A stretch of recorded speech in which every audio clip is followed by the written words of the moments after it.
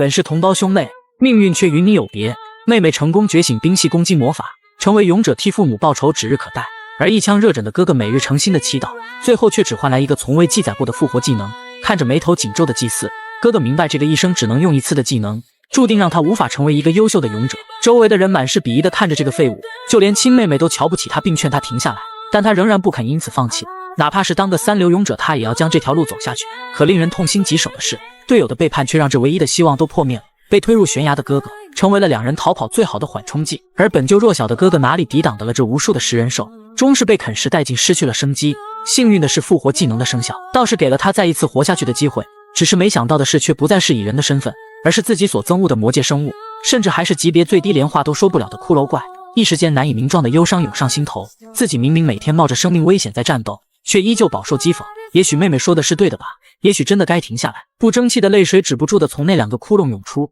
难道真的只有强大的人才有资格成为勇者吗？然而男人却在这时猛地坐了起来，因为他突然醒悟过来，自己已经是怪物的身份了，那就意味着他也可以像怪物一样升级进化并获得技能了，甚至日后成为堪比 S 级勇者般的存在也不是没有可能了。看来这副身体也不完全是坏事呢。于是在接下来的日子，男人机智的利用装死，巧妙的获取这个洞穴里的情报，比如眼前这个地精就是属于比较弱的怪物，可毕竟只有1级的自己正面还是刚不过的。就在地精被地上的动静吸引注意力的一瞬间，突然出现在背后的男人上来就是一剑，地精直接原地去世。随着系统的提示响起，3点经验值成功收入囊中，男人不禁感叹起自己的机智，真是可怕的才能啊！看着等级提升的面板，男人相信只要到了5级，应该就能迎来第一次的进化。只是击杀低等级怪收获的经验也是少得可怜，继续这样下去，完成最终目标可能还要几十年吧。为了尽快变得强大，他必须要寻找些更高级的目标。于是如法炮制下，男人终于等来了一只7级的红眼凶狼，只要能拿下它，肯定就能满足进化要求了。虽然对方要强大得多，但男人通过几天的观察，还是很快找到了方法。那就是红眼凶狼有个特性，无论是勇者的尸体还是背包都会引起他的兴趣，而事实也果然如男人所料，对于只剩一副白骨的尸体，凶狼直接选择掠过，而是朝着行李走了过去。也正是这一刹那，男人瞅准机会突然暴起，等凶狼反应过来的时候，一柄长剑早已没入了他的身体。即使他并没有当场死去，但坠入悬崖的下落之势却也让他很难再动弹半分。而紧随其后的男人更是在落地的一瞬间再次补上一剑，虽然最终是收拾掉了这个孽畜，但由于等级的差距，凶狼的临死反扑也是成功废掉了男人的一条手臂。不过随着经验值的到账，这一切都是值得的。男人甚至越来越喜欢这副诡异的身体了。下一秒，无数的能量开始涌入男人的身体，所有碎裂的骨头也在进化中慢慢复原，直到一阵耀眼的光芒闪过，系统再次响起了提示音：进化成功，地级怪物食尸鬼习的技能再生。他意外发现，随着怪物的进化，自己的外表也会随之变化。为了尽快恢复人类的外貌，他决定打起精神努力升级。而更令人惊喜的是，身为怪物的他竟然可以拥有多种技能。相比只能有一种技能的人类，他这个怪物躯体与人类智慧的结合体，将真的有可能成为至高无上的 S 级勇士。看着自己的系统面板，男人不敢相信这么快就比曾经的自己要强得多了。自从第一次进化获得了再生的能力后，男人轻而易举连续击杀了巨属鲸和猪头怪，就算遭受了创伤，再生也能很快的治愈自己。而且属于亡灵的他似乎一点也不会觉得疲劳，只是唯一一点就是依然不能开口说话。要是妹妹看到这副模样的他，肯定在认出他是哥哥前就已经将他击杀了，哪怕是为了唯一的妹妹，他也要尽快恢复人样才行。就在这时，突然的一声一响让男人立马警觉起来，本以为是有妖精靠近，却没想到竟然是人类，而且最关键的是妹妹竟然也在其中。虽然地下城离城镇不算远，但男人也没想到这么快就要与人类相遇了。与此同时，他们的争吵声也越来越大，原来是因为药品准备不足，妹妹正大声呵斥着队友。打圆场的粉毛妹子却表示情况也没有那么糟，普通的伤势简单清洗一下也是没关系的。可向来严谨的妹妹却仍是不依不饶，一个连工作都不认真的人能成为我们的依靠吗？而且这里是地下城，真的被怪物咬了要怎么办？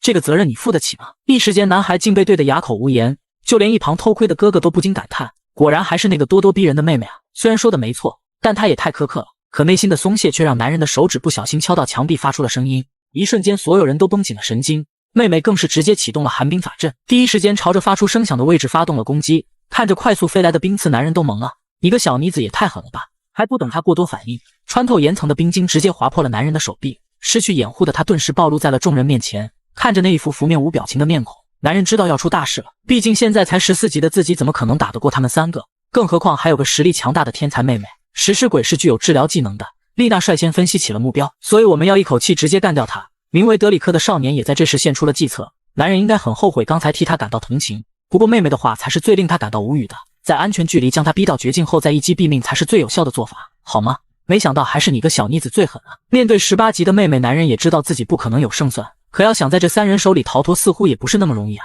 然而严峻的形势已经容不得男人过多的思考，一柄喷着火舌的剑正朝着男人袭来。与此同时，丽娜一个闪身瞬间堵住了男人的退路，情急之下，男人也只能硬扛下这一次攻击。虽然他也不想攻击人类，但再不反抗他可就真的要嘎了。眼看着那柄火箭再次落下，男人不退反进，踢起一块石头，直接逼停了德里克的攻势。可还不等他过多惊讶，眼前的怪物再次出乎意料的贴近了自己的身体，紧接着用力的一掌推向自己的胸口。德里克竟一时岔了气，坐在地上动弹不得。眼看着怪物即将逃脱，丽娜再次发挥她速度上的优势追了上去。男人明白目前还不是自己能全身而退的时候，于是故技重施，再次回头面向了人类。凭借再生的能力，他无所忌惮地挡下了这次伤害。紧接着那佯装袭向人类的爪子反手却将他的武器拍飞了出去。人类怎么也不会想到一个食尸鬼竟然会用谋略打败他们，而这也正是男人心中的计划。可下一秒，得意的男人却再次紧张起来。Ice Arrow 是魔法吟唱，一瞬间无数的冰锥直接击碎了男人左腿的大部分肌肉，巨大的冲击力更是将男人重重地摔在了地上。千算万算，竟将实力最强的妹妹给忘了，这样下去可真的要完蛋了。男人艰难地支撑起身体，用仅剩的魔力恢复起自己的伤势，直到亲自感受过后，男人才明白妹妹的攻击力真是强得太离谱了。虽然再生只要1分钟就能完全恢复，可眼下自己真的还有1分钟的时间吗？只见卡米尔面无表情地再次吟唱魔法，巨大的法阵中心一把冰晶三叉戟精准地瞄向了眼前的怪物。此时身负重伤的食尸鬼已然是案板上的鱼肉，然而看起来他似乎并不想就此放弃。只见他竟开始掐住自己的喉咙，然后艰难地发出了一个晦涩难懂的音符。可卡米尔却瞬间一副惊愕失色的模样，原本落在怪物身上的攻击也被偏移了半分。面对同伴的质问，他也不明白自己为什么会这样，只是潜意识里告诉他必须这么做。看着巨大的冰晶，男人真庆幸呼唤妹妹名字的方法成功奏效了，否则后果真不敢想象。与此同时，再生也终于完成了伤口的修复。眼看着妹妹重新吟唱起魔法，这一次男人再也不会给她机会了，果断伸出利爪朝她冲了上去，吓得妹妹直接中断了施法。可预料中的攻击并未到来，反而是看见食尸鬼转身跑进了黑暗里，这可让卡米尔更加疑惑了，是假动作还是有其他原因呢？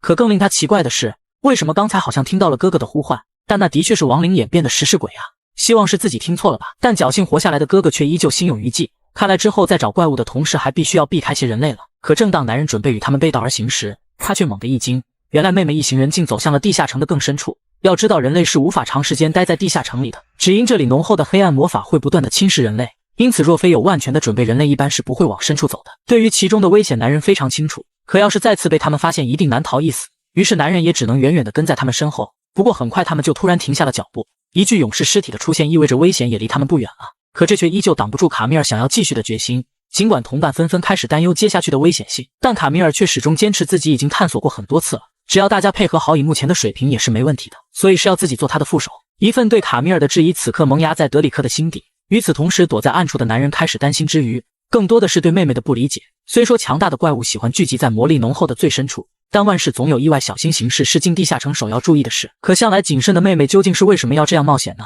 只是下一秒，男人的面色却变得凝重起来，周围的环境开始不断的晃动。随后，一只本该待在最深处的20级食人魔，竟意外出现在众人面前。面对等级和实力的压制，若是无法成功逃脱，就一定会有所伤亡的。男人能做的就只有帮他们分散食人魔的注意力。可男人很快又打消了这个想法，因为自己现在这个样子只会让他们误以为是被包围了，到时候只会适得其反，造成他们的慌乱。意料之外的强敌很快让队伍出现了骚乱，但源于冰系魔法的强大，卡米尔始终坚信团队合作就能应付眼前的怪物。德里克虽然对此不是很有信心，但迫在眉睫的形势还是让他不得不迎难而上。可刚刚燃起了赤焰之剑，甚至还没靠近半分，就被食人魔一棒子锤飞了起来。与此同时，丽娜很好的抓住怪物攻击的间隙，一个闪现瞬间来到了他的背后。然而怪物的反应力还是超乎了他的想象，粗大的木棒在丽娜出现的一瞬间狠狠地砸在他的身上，看似随意的一击竟直接让丽娜身负重伤。不过好在卡米尔的冰晶魔法也在这一刻蓄力完成，一时间2枚巨大的冰剑直接袭向了怪物的要害。可令人意外的是，其中一块竟被木棒轻松当下，剩下的一块更是怪物直接徒手抓住，稍稍用力就当场被粉碎掉。卡米尔也没想到自己得意的魔法竟对这家伙毫无作用，而目睹这一切的男人也同样更加焦虑起来，因为他明显感觉到他们之间一点配合都没有，这根本就是之灵师组建的队伍，情况开始变得糟糕了。可卡米尔似乎还想再尝试一下，立刻要求2名同伴继续吸引怪物的注意力，只要为他争取足够的时间就还有机会。可德里克心里早已打起了退堂，速度与力量的差距让他根本没有信心再面对怪物，而卡米尔此刻的话更像是站着说话不腰疼，可想要直接逃跑似乎也不可能逃得出怪物的追捕，看来自己别无选择，只能听卡米尔的了。在找到丽奈简单商量一番后，两人却分别表现出了一丝微笑和愧疚。接下来两人开始不停地在怪物身边骚扰游走，而卡米尔则只能孤注一掷，原地吟唱起最强大的冰毛术。可就在魔法阵出现的同一时间，德里克却像是终于等到了机会一般，马上呼唤起丽娜的名字。下一秒，丽娜一个闪现，竟将德里克一同带到了卡米尔的背后。卡米尔怎么也没想到，他们竟在关键时刻将自己出卖。可即将迎面而至的食人魔已容不得他在意这些了。好在冰毛术也在这一刻顺利完成，巨大的威压似乎连怪物都产生了恐惧。一瞬间，飞射而出的冰毛轻易地划断了他的手臂。可毫无防备的卡米尔也因此硬接了一棍，脆弱的身躯直接被击飞了数米。眼看着被重创的怪物也变得更加疯狂，德里克终于吐露出心中的不满。一开始都是你的错，非要进入到这么深的地方。还有，我实在不理解为什么非要坚持找你哥哥。这么低等级的勇士消失了，除了死还能是什么呀？什么？竟然是这样！男人这才明白，其实妹妹心里一直在关心着自己。与此同时，脚下的动作也更快了半分。眼看着巨大的棒槌朝着自己袭来，无能为力的卡米尔也放弃了挣扎，只是陷入昏迷的同时，依旧在责怪那白痴哥哥，为什么自己这么弱小还要这么鲁莽。就在千钧一发之际，终于赶到的男人直接一拳打在了食人魔的脑袋上。猝不及防的一下到的确成功阻止了他的攻击，只是接下来就要男人独自承受他的怒火了。虽然双方的等级相差悬殊，但好在妹妹之前成功斩掉了怪物的一只手臂，不仅有效拉近了两人的差距，还为男人的反击创造了突破口。可就在集中攻击左侧的时候，却发现食人魔巨大的攻击范围使得依旧很难被接近。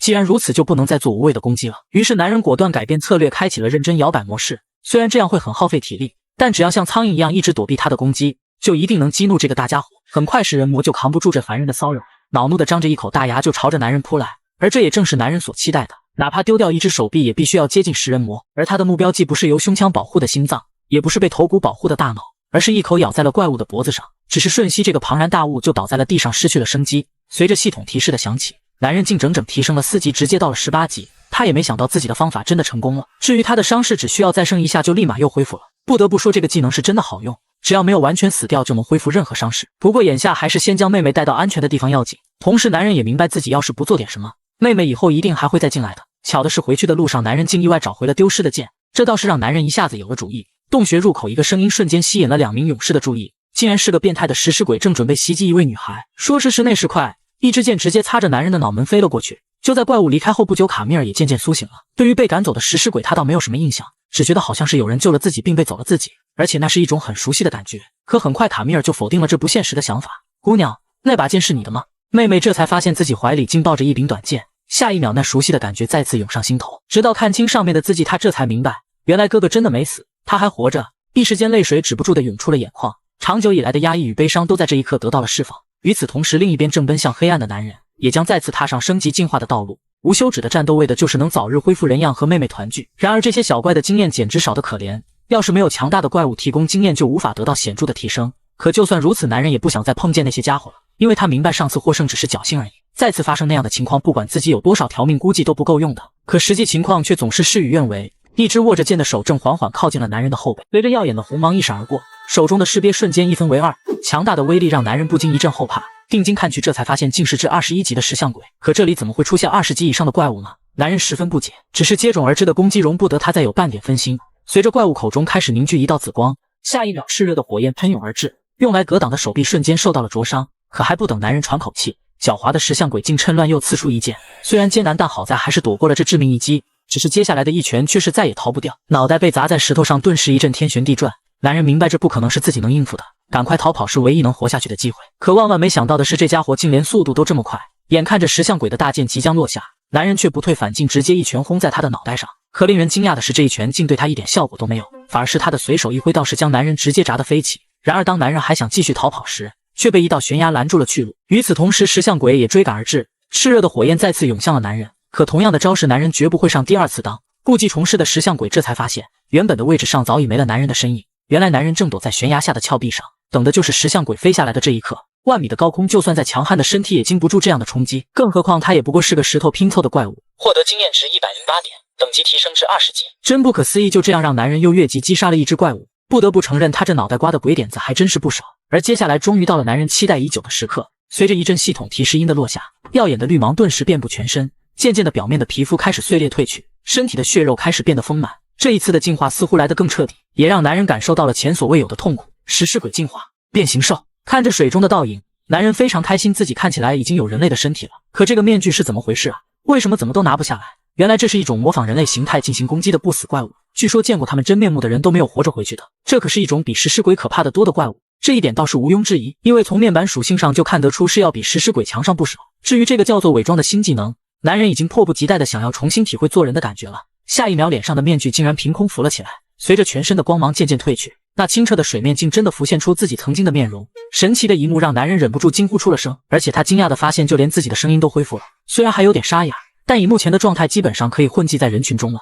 可他很快就发现了新的问题，那就是维持伪装是会不停消耗自己的魔力的，一旦魔力耗尽，伪装也将会失效。不过只要不断的升级，就能持续的增加伪装的时间，这也让男人对下一次的进化有了更多的期待。可突如其来的地震却打断了男人的动作，原来这是大灾变来临的征兆。相传远古魔族死后都会被埋在地底深处，而他们残留的魔力所形成的空间就是如今的地下城。可当魔力积累过多，就会导致空间失衡，无数的怪物会因此逃离地下城肆虐外面的世界，而这也许就是那2个怪物出现在外围区域的原因吧。男人是这样猜测的，可毕竟样本不足，他也不能完全肯定自己的想法。正当男人愣神之际，一个熟悉的身影从天而降，只见又是一只石像鬼提剑就向他冲了过来。男人也是无语了，这方面的事情倒也不用这么容易就心想事成吧。可更尴尬的是，变为人形后的自己竟再也没有尖锐的爪子用来攻击，仅凭投掷的石块根本无法对他造成损伤，而且就连身体都容易变得疲惫。眼看着灼热的火焰即将袭来，男人非常清楚石像鬼接下来的动作。下一秒，那尖锐的利爪再次重现，恢复本体的男人直接一拳砸在了怪物的脸上，紧接着连绵的攻击下根本没有他反抗的余地，很快被粉碎的怪物就只剩一个脑袋滚向了一边。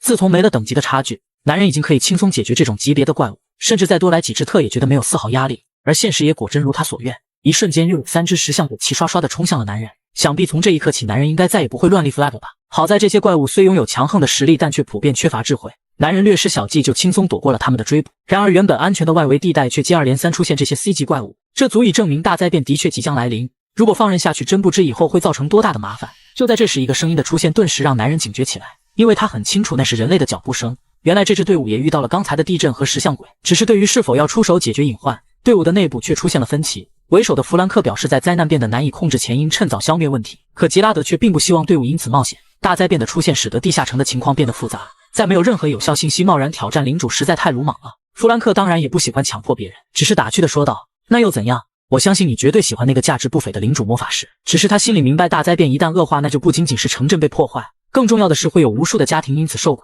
而雪莉的赞成票也正是因为他亲身经历过这样的惨剧。但身为冒险家的我们，保护人民和接受挑战，不就是我们应该做的吗？弗兰克还想再争取一下，可吉拉德却突然眼神一凝，随后毫不犹豫地射出了手中的剑。原来拥有阿尔忒弥斯之眼的吉拉德敏锐地发现了躲在石头后面的男人，只是刚才这一剑却并没有命中目标。受到警告的男人知道再不现身，可能真的要被嘎了。下一秒，男人伪装成人类模样走了出来，并表示自己也是个冒险家，只是因为担心遇到强盗才躲起来的。看到是个人类，弗兰克立刻为队友的行为表示抱歉，可吉拉德却始终保持着戒心，因为他在男人身上感到了一股令人心悸的感觉，而且这个家伙似乎有点过度防备周围的人了。这一点其实弗兰克也有所察觉，衣衫褴褛但却没有一丝伤痕，起码他不会是个简单的冒险家。一份异样的感觉始终萦绕着两人，诡异的气氛也让男人不禁担忧起来。如果他们问得过多，自己一定就会露出马脚，怎么办？是要继续装下去，还是选择先发制人？后来还是多亏了缺心眼的雪莉，这才打破了双方的僵局。当时不光是吉拉德被吓了一跳，就连男人都被这冒失的女孩搞懵了。他是怎么做到对自己一点防备都没有的？不过这倒是让男人有了逃跑的机会，直接一副被吓到的模样，惊慌失措地跑向了洞穴深处。而弗兰克也因此阻止了即将射击的吉拉德。虽然对方疑点重重，但毕竟也没有对我们造成什么伤害，只是接下来他们又该何去何从呢？而吉拉德最后的意见倒是出乎了弗兰克的意料，虽然嘴上说着贸然挑战领主多么的鲁莽，但最终还是选择了和他们一起深入地下城。反正我是在后方输出，一旦情况不对，我会立马逃跑的。最后嘴硬一句，也许是在表达他谨慎的反对吧。可再怎么说，他们也是工会里最强的一支队伍，要是连他们都解决不了，那又能让谁来处理呢？与此同时，男人也企图用这样的想法说服自己，虽然他也不赞同这些人没有准备就去挑战领主，但自己又能劝说得了他们吗？说不定最后还有可能打起来呢。而最糟糕的是，自己又无法在保持人形时使用怪物的力量，去了也许只会给他们添麻烦，外还有可能暴露自己的身份。苦恼的男人一直想要说服着自己不应该去，可内心却始终有个声音在反驳着自己。为什么明明没有天赋还要执意当个勇士？为什么受尽嘲讽和冷眼却始终不肯放弃？为什么别人都在冒着生命勇敢前行，而自己却要担心暴露面目这种小事？这一刻，男人再也没有半点犹豫，为了自己的初心和理想，他毅然选择了接受这场战斗。原来在与男人分别后不久，三人小队很快就遭遇了领主石像鬼王。可怪物的强大还是超出了他们的想象，整整30级的怪物实力远在他们所有人之上，即使弗兰克砍向他没有任何防护的手臂上，都无法造成半点伤害。而雪莉在劈下一击刀剑神域加持的攻击后，结果也只有他一脸不可置信的表情。同样的情况还有吉拉德，飞出的箭矢虽然精准命中，但却是直接碎裂在了怪物的皮肤上。好在他们也发现了怪物的弱点应该是肚子上的眼睛，可想要从那2把剑溜进去看起来也不是那么容易。面对挥向自己的长剑，弗兰克选择正面接下，为队友创造机会。可他怎么也没想到的是，这头领主竟然也会使用魔法技能。随着脚下魔法阵的亮起，顿时无数的火焰环绕四起，强烈的灼热瞬间逼退了弗兰克。而仅是瞬息间的接触，就让弗兰克的手臂严重的被烧伤。看着雪莉那沮丧的神情，弗兰克明白必须要做点什么来提升大家的斗志。随着一击纯白之刃的挥出，弗兰克再次冲向了石像鬼王，哪怕顶着灼热之痛，他也必须上去迎战。紧接着，在耗尽所有力量的一记十字斩下，终于给怪物的脑袋留下了裂痕。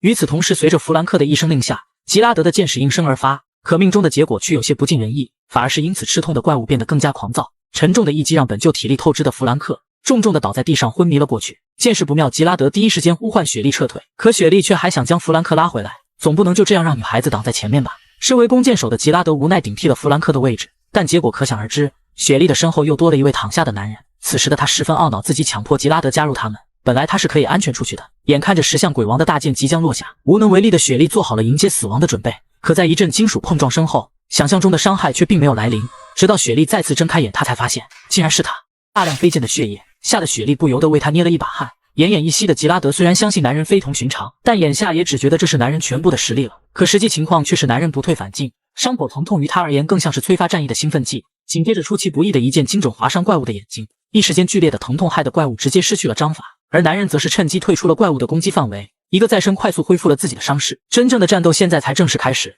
怪物周身再次燃起火焰漩涡，灼热的温度迫使男人又退了半分，可身后的岩石却挡住了唯一的退路，接踵而至的攻击实在避无可避。他要死了吗？雪莉担心的惊呼出了声，可下一秒一只长满利爪的手紧紧地握住了落下的剑刃，紧接着男人顺势一剑直接刺进了怪物的眼睛里，一时间痛苦的哀鸣响彻了整个洞穴。这却让一旁的雪莉深感疑惑，明明是怪物命中了男人，为什么反而是怪物在惨叫呢？原来环绕的火焰和怪物的身躯很好的替男人做了遮掩，以至于恢复成怪物的手掌并没有被雪莉所发现。不过这灼热的火焰依旧给男人带来了不少麻烦，而怪物的强悍也是超出了男人的预料。想不到如此严重的伤势下，他仍然还有战斗力，只是接二连三的攻击更像是怪物的临死反扑。虽然利用再生男人可以硬抗他的火焰，可问题是他的魔力也所剩无几了。不过他明白这个家伙同样也是强弩之末，眼下最重要的就是先脱离他的火焰范围，减少消耗。可这畜生似乎看穿了男人的想法，根本不给他这样的机会。看在眼里的吉拉德明白，再这样下去就真的都要完蛋了，顶着严重的伤势艰难地爬向了自己的弓，用仅剩的力气终于射出了这一箭。可不知是否源于体力不支，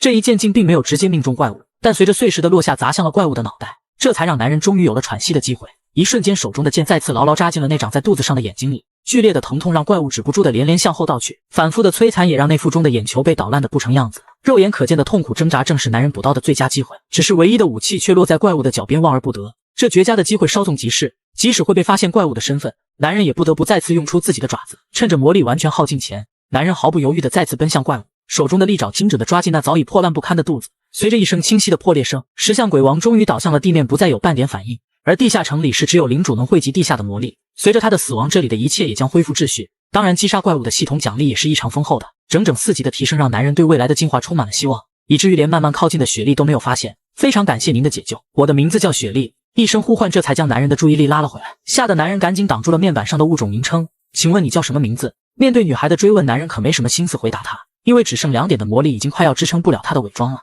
随后在雪莉奇怪的目光中，男人又一次逃离了现场。可直到弗兰克掏出那颗硕大的魔法时，众人这才意识到这一切很可能是真的，只是他们依然疑惑，为什么这么强大的冒险家自己却从未听说过？难道真的像雪莉说的是一位秘密训练的王子吗？可只有吉拉德知道雪莉又在美化自己所看到的，因为那家伙明明就是一副苍白肾虚的模样啊。与此同时，人群中的一位少女却不禁担忧起来，不管是否真的有一位独自单挑30级 BOSS 的英雄存在，她只希望自己的哥哥不要被卷入到战斗中去。不过好在领主的消失至少让西边的洞穴暂时安全了，可他的哥哥却并不这么想。地牢内的男人已经接连猎杀好几天了，可在领主被消灭后就再也没有强大的怪物了。停滞不前的等级让男人不得不考虑转战新的地下城，为此男人必须进入人类世界先收集一些资料，只是无法隐藏的牙齿和脸上的印记，想要在人口众多的城市中自由行动还是勉强了些。于是某些落后残破的小镇就成了男人的首要目标。另一边位于首都的莱堡公会内，弗兰克早已将这次的奖励分成了3等分。虽说这一切都是那个男人的功劳，但毕竟是人家自己主动放弃了，而且即使日后他真回来索取，弗兰克表示到时也可以归还他一部分。但同时弗兰克却将自己的部分又分出一小袋丢给了雪莉。受宠若惊的雪莉第一时间表示拒绝，可弗兰克却说就当做是回家的路费，毕竟你已经很久没回家看看了，但唯一一点就是你一定要注意安全，因为他们都知道自从经历过大灾变后，雪莉的家乡早已破败不堪，而迟迟没有重建的那里如今早已是暴力和罪恶的天堂。至于雪莉每年赚的钱，则是全部捐赠给了抚养她长大的教堂。但这其实并没有什么意义，因为据说这个王国本世纪内就会被地牢所吞噬。奥德菲尔内相比城市的灰暗，人们看起来似乎并没有那么糟糕，这倒大大出乎了男人的意料。毕竟再次回到人类世界的感觉真是太美好了。原来早在男人还是人类的时候，他就从同伴那里听说过这个地方，只是传言中尸横遍野的景象并未出现，反而是这个慌乱无序的小镇恰恰适合他现在的状态。但很快男人就感受到了这个地方的恶意，整整3枚红色晶石应声而落，那是男人在离开前收集的石像鬼的魔法石，本想凭借着这些起码能让自己在这里待一段时间了。可万万没想到，老板竟只给了他500戈尔的硬币。要知道这些东西在首都随便都能换到10倍以上的价钱。然而老板却表示这就是这里的规矩，像男人这样看起来虚弱的人却有这么贵重的物品，他都可以不问出处就给予兑换，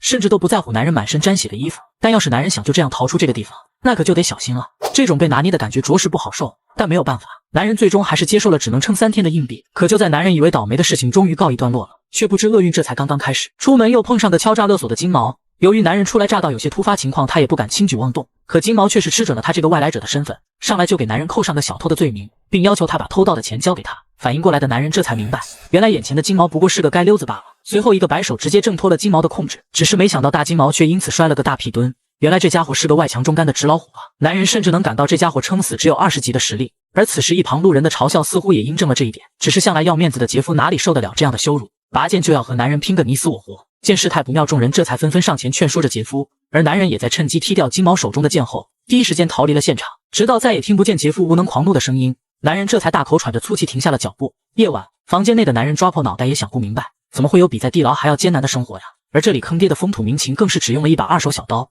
就掏空了男人仅剩的几枚硬币了。翌日，男人一早就出门想要找些有用的线索，可一大圈逛下来后却什么收获都没有。唯一明确的事情就是这里的每一个人都想骗我，不过好在这里至少没有人认识我。委屈的男人只能这样安慰着自己。可下一秒，一个熟悉的身影挡住了男人的去路，竟然是地下城里的那个女孩。男人也是无语了，他实在不解这么偏僻的小镇怎么也能碰上认识自己的人，而且他记得这个叫雪莉的女孩已经有18级的实力了。一个小有名气的冒险家为什么会来到这个城市呢？万一他要查看自己的状态窗，那就完蛋了。而且他这么直勾勾的盯着自己，到底是几个意思？可男人又怎么会知道，放花痴的雪莉此刻连他们的孩子叫什么都想好了。他也没想到这么快就和自己的救世主再次相遇，这不是命中注定的缘分又会是什么呢？可正当雪莉想用感谢救命之恩作为开场白时，男人一句认错人了，拔腿就跑，真是一点解释的机会都不给。虽然弗兰克曾说过男人可能是个被赶出城市的罪犯，但这样一个强大的人会来人人避而远之的奥德菲尔，雪莉更愿意相信男人一定有他的苦衷。打扰一下，我不会打听你的过去的。然而雪莉的穷追不舍却给男人吓坏了，他一定是发现了我怪物的身份，一定是。可下一秒，一堵围墙再次挡住了男人的去路，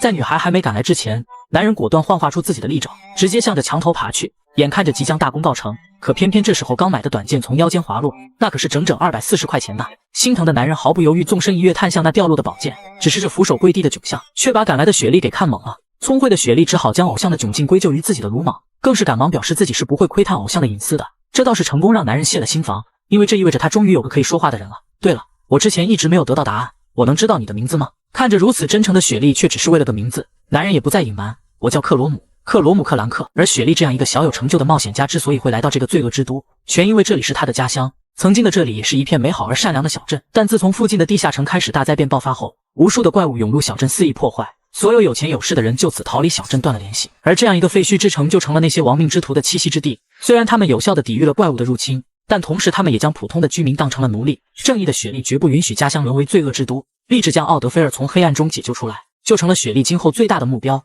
这倒是让男人对她刮目相看，想不到看起来没头没脑的女孩却有着这么伟大的梦想，但眼下还得麻烦她帮自己带下路，毕竟这里的街道看起来都太相似了。对于偶像的请求，雪莉自然很乐意帮忙。可下一秒她的神情突然凝固了起来，因为想起之前大家把男人的战利品给分掉了，雪莉对此感到十分抱歉，并表示可以找神父要回一部分还给男人。原来雪莉一回家就把所有收入都捐给了教堂，因为这是她这个孤儿健康成长的地方，而至今仍抚养着数名孤儿的教堂收入就成了最大的问题，这也是雪莉始终不肯放弃这里的原因。对于归还财物，男人其实是没有想法的，但看着自己干瘪的钱包，终究还是被现实所打败了，要不然给个200块也是可以接受的。而接下来就该去了解周边地下城的位置了。然而一个小男孩的出现却是打断了两人的计划。原来在雪莉前脚刚刚离开，教堂立马就迎来了2位不速之客，看着他们身上的图案，神父立马就明白这是来自恶龙公会的混蛋，而他们此行的目的就是为了扩充奴隶要带走教堂里的孤儿。神父当然不可能就这样随了他们的愿，扑通一声直接跪在了地上，恳请让自己代替这些孩子成为奴隶。可嚣张的杰夫哪里会答应，更是出言侮辱这个臭老头不识好歹，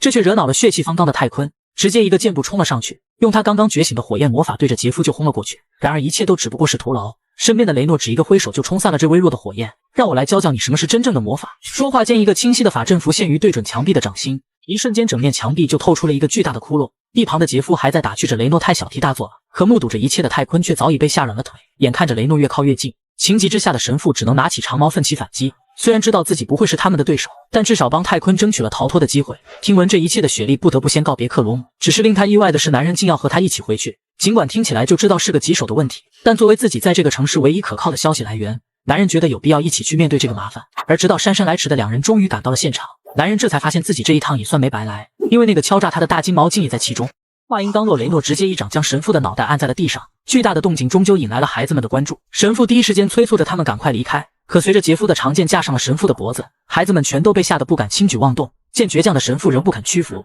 雷诺手中的闪电更甚了几分。我倒要看看你有多在乎这些小家伙们。一瞬间，强大的雷霆之力从后背涌入，无情的开始肆虐起神父苍老的身体。可直到血肉糊成了焦炭，神父依旧不愿松口。气愤的杰夫一脚踩着他的脑袋，给神父下着最后通牒：要是不想死，就告诉孩子们乖乖听话，否则你知道我们什么都做得出来。说完更是恶心的嘬了一口痰，直接吐在了神父的脑袋上。神父当然知道自己对抗不了这些邪恶势力，他的坚持不过是想用自己的生命再给孩子们上最后一课，那就是面对邪恶与黑暗永远都不要退缩。对这老头，杰夫实在是无了个大语，临死了还要给人灌一波鸡汤。而一旁的雷诺更是早已被耗尽了耐心，面对神父可笑的坚持，他要亲手让这些平民知道对抗恶龙公会的下场。然而就在这时，突如其来的两人却是让雷诺暂缓了手中的动作。在这个镇子上竟然还有人会管别人的闲事，这倒是雷诺前所未闻的。可杰夫却很快认出了其中的男人，而不知天高地厚的他更是率先嘲笑起了对方。天真的他竟真的以为当时男人是因为害怕才逃跑，甚至当下就要找男人单独碰一碰。男人自然也是认出了这个勒索者，但他也只是握紧手中的短剑默不作声。只是没想到这大金毛得意起来废话特别的多，不仅连一把生锈的铁剑都要被他嘲讽一番，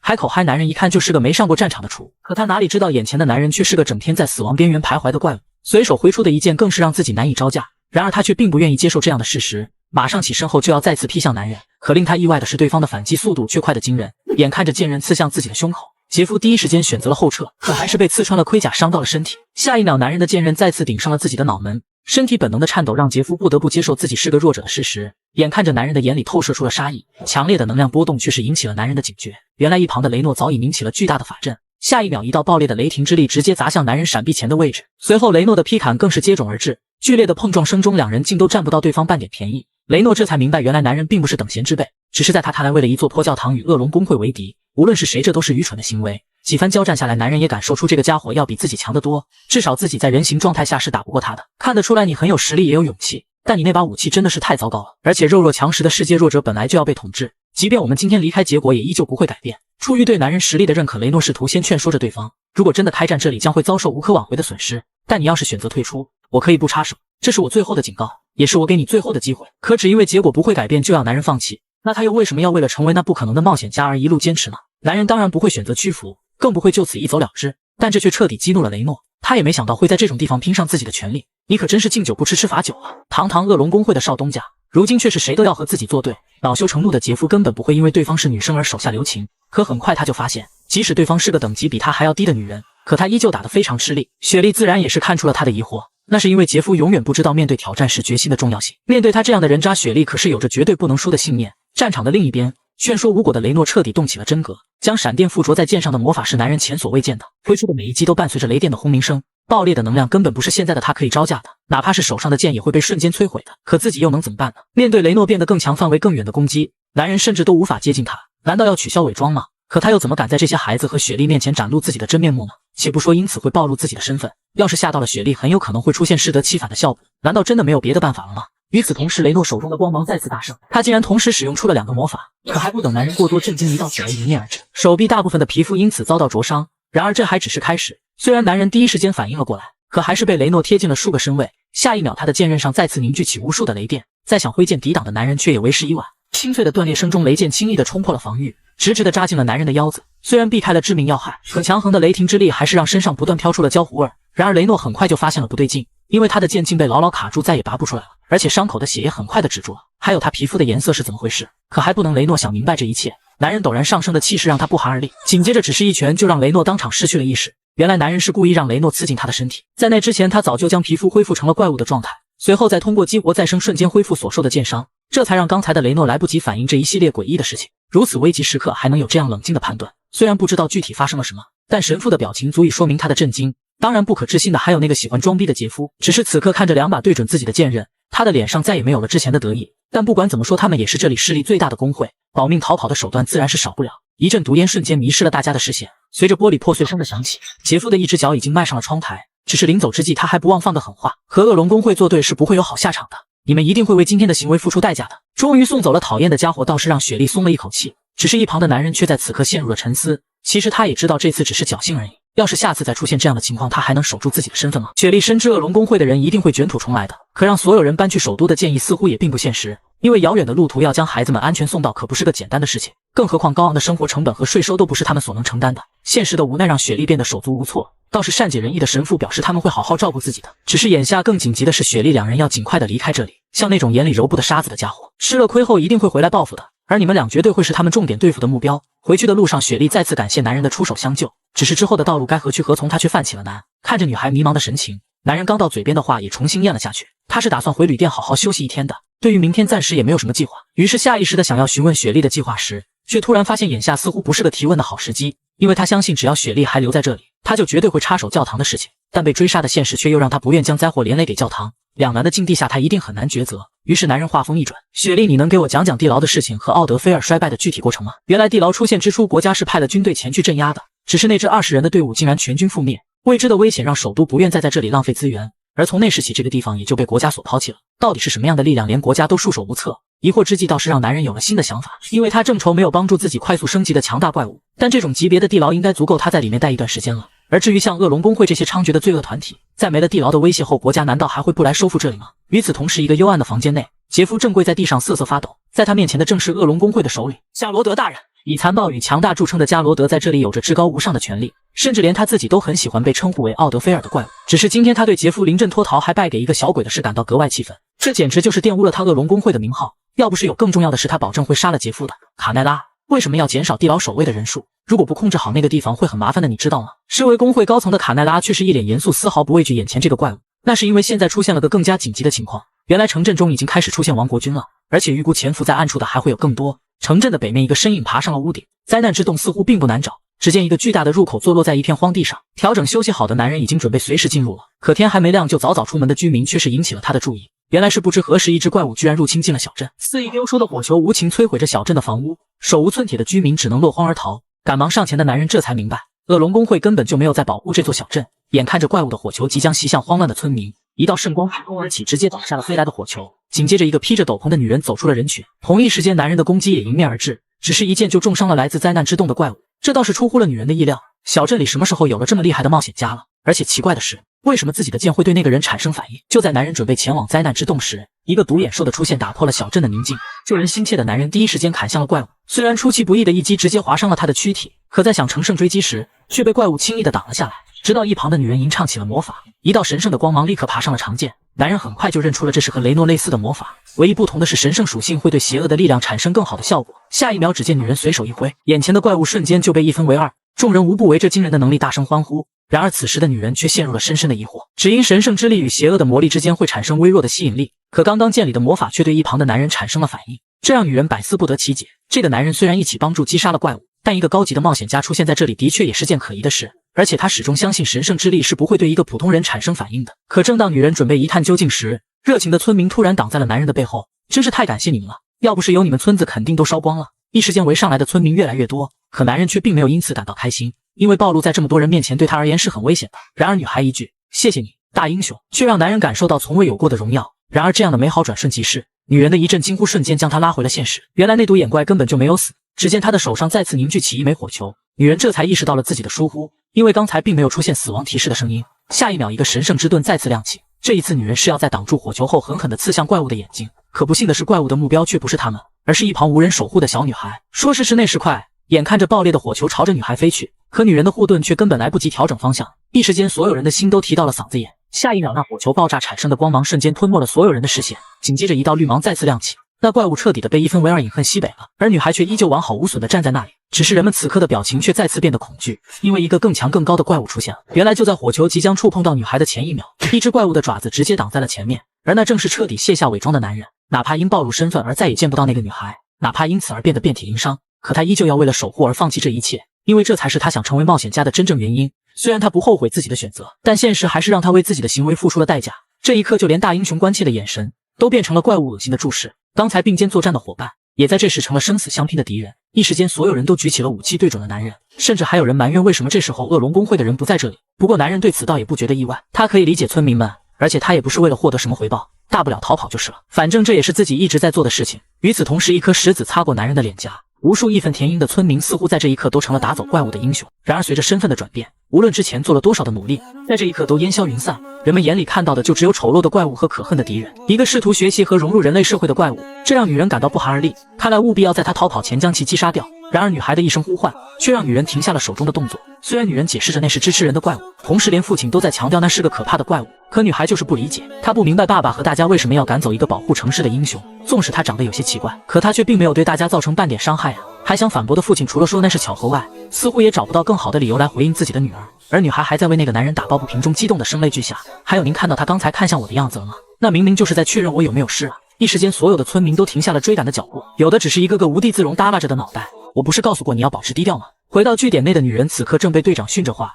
原来女人名叫米拉，是一同前来执行秘密任务的王国军的一员。为了避免引起恶龙公会的过分警惕，他们统一被命令不准靠近地牢入口，而米拉的擅自行动很可能会给任务带来严重的后果。虽然明白心地善良的米拉是为了百姓的安危考虑，但艾兰特不得不再次强调此次行动的重要性。而米拉口中的怪物无非是个比较特殊的个体而已，即使他害死了几百个人又怎么样呢？与任务相比，哪怕是调查恶龙公会都显得无关紧要，因为他们这次要找的是那个与怪物灾难有关的红袍人。与此同时，另一边，男人终于逃到了地牢入口，身份的败露使得他连仅有的容身之所都不复存在。但是为了这座城镇和这里的人民，他想要清除灾难之洞的心依旧是无可阻挡。男人发誓这次一定要完成进化，然后获得新的技能后再重返奥德菲尔。画面一转，迟迟下不了决心的雪莉终于告别了神父。他清楚在恶龙公会的统治下，怪物出现的情况越来越严重了，他实在等不了自己慢慢强大的那一天的到来。他更不能保证明天的孩子们又会遭遇什么。如果王国和恶龙公会都不愿意保护，那无论自己的决定有多鲁莽，他都要亲手解决灾难之洞，拯救这个小镇。面对曾经团灭皇家小队的地牢，哪怕每天只前进一点点，也要保证有足够的休息时间。不过在这里唯一的好处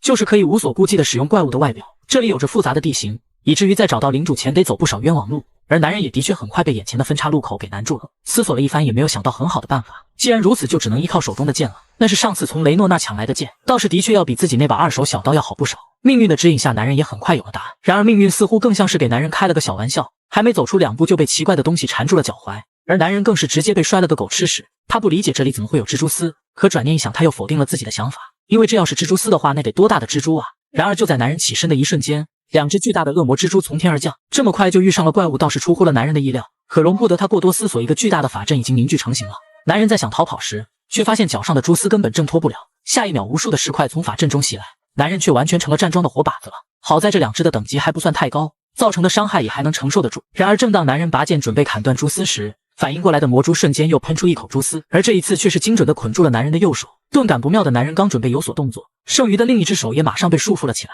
就这样，男人彻底成了2只怪物的囊中之物。而得逞的2只魔蛛似乎也因此发出了桀的笑声。可他们以为这样就真的能捆住男人吗？既然蛛丝牢牢绑定了自己的手，那就意味着你们这2个家伙同样也被牢牢掌握在我的手里。一瞬间，猎人与猎物的身份对调，原本用来控制男人的蛛丝，此刻却成为了约束自己的障碍。2个小怪很快就被男人砸得晕头转向，失去了战力。在等他们清醒过来的时候，面对的就只有男人无情的利爪。随着一道绿芒一闪而过，2条经验值也成功到手，男人正好借此机会顺利升到了26级。不过这里倒是真的非比寻常，虽然只是23级的怪物，但出现在这么浅层的地方也属实罕见。看来这里的升级速度应该会比想象中更快。而且在经过几番越级挑战后，男人一点也不担心会出现比自己等级高的怪物。当然，要是只高一点点的话就再好不过了。突然洞穴深处的一丝异样让男人不寒而栗起来，紧接着那黑暗中浮现出来几对绿色的幽光，竟然是整整36级的巨魔蜘蛛，这差距也太大了吧！男人可真恨自己的乌鸦嘴啊，真是说什么来什么。下一秒，一记野蛮冲撞直接贴着男人砸了过来，那可怕的速度完全与那笨重的身体不成正比。男人明白自己不可能是这家伙的对手，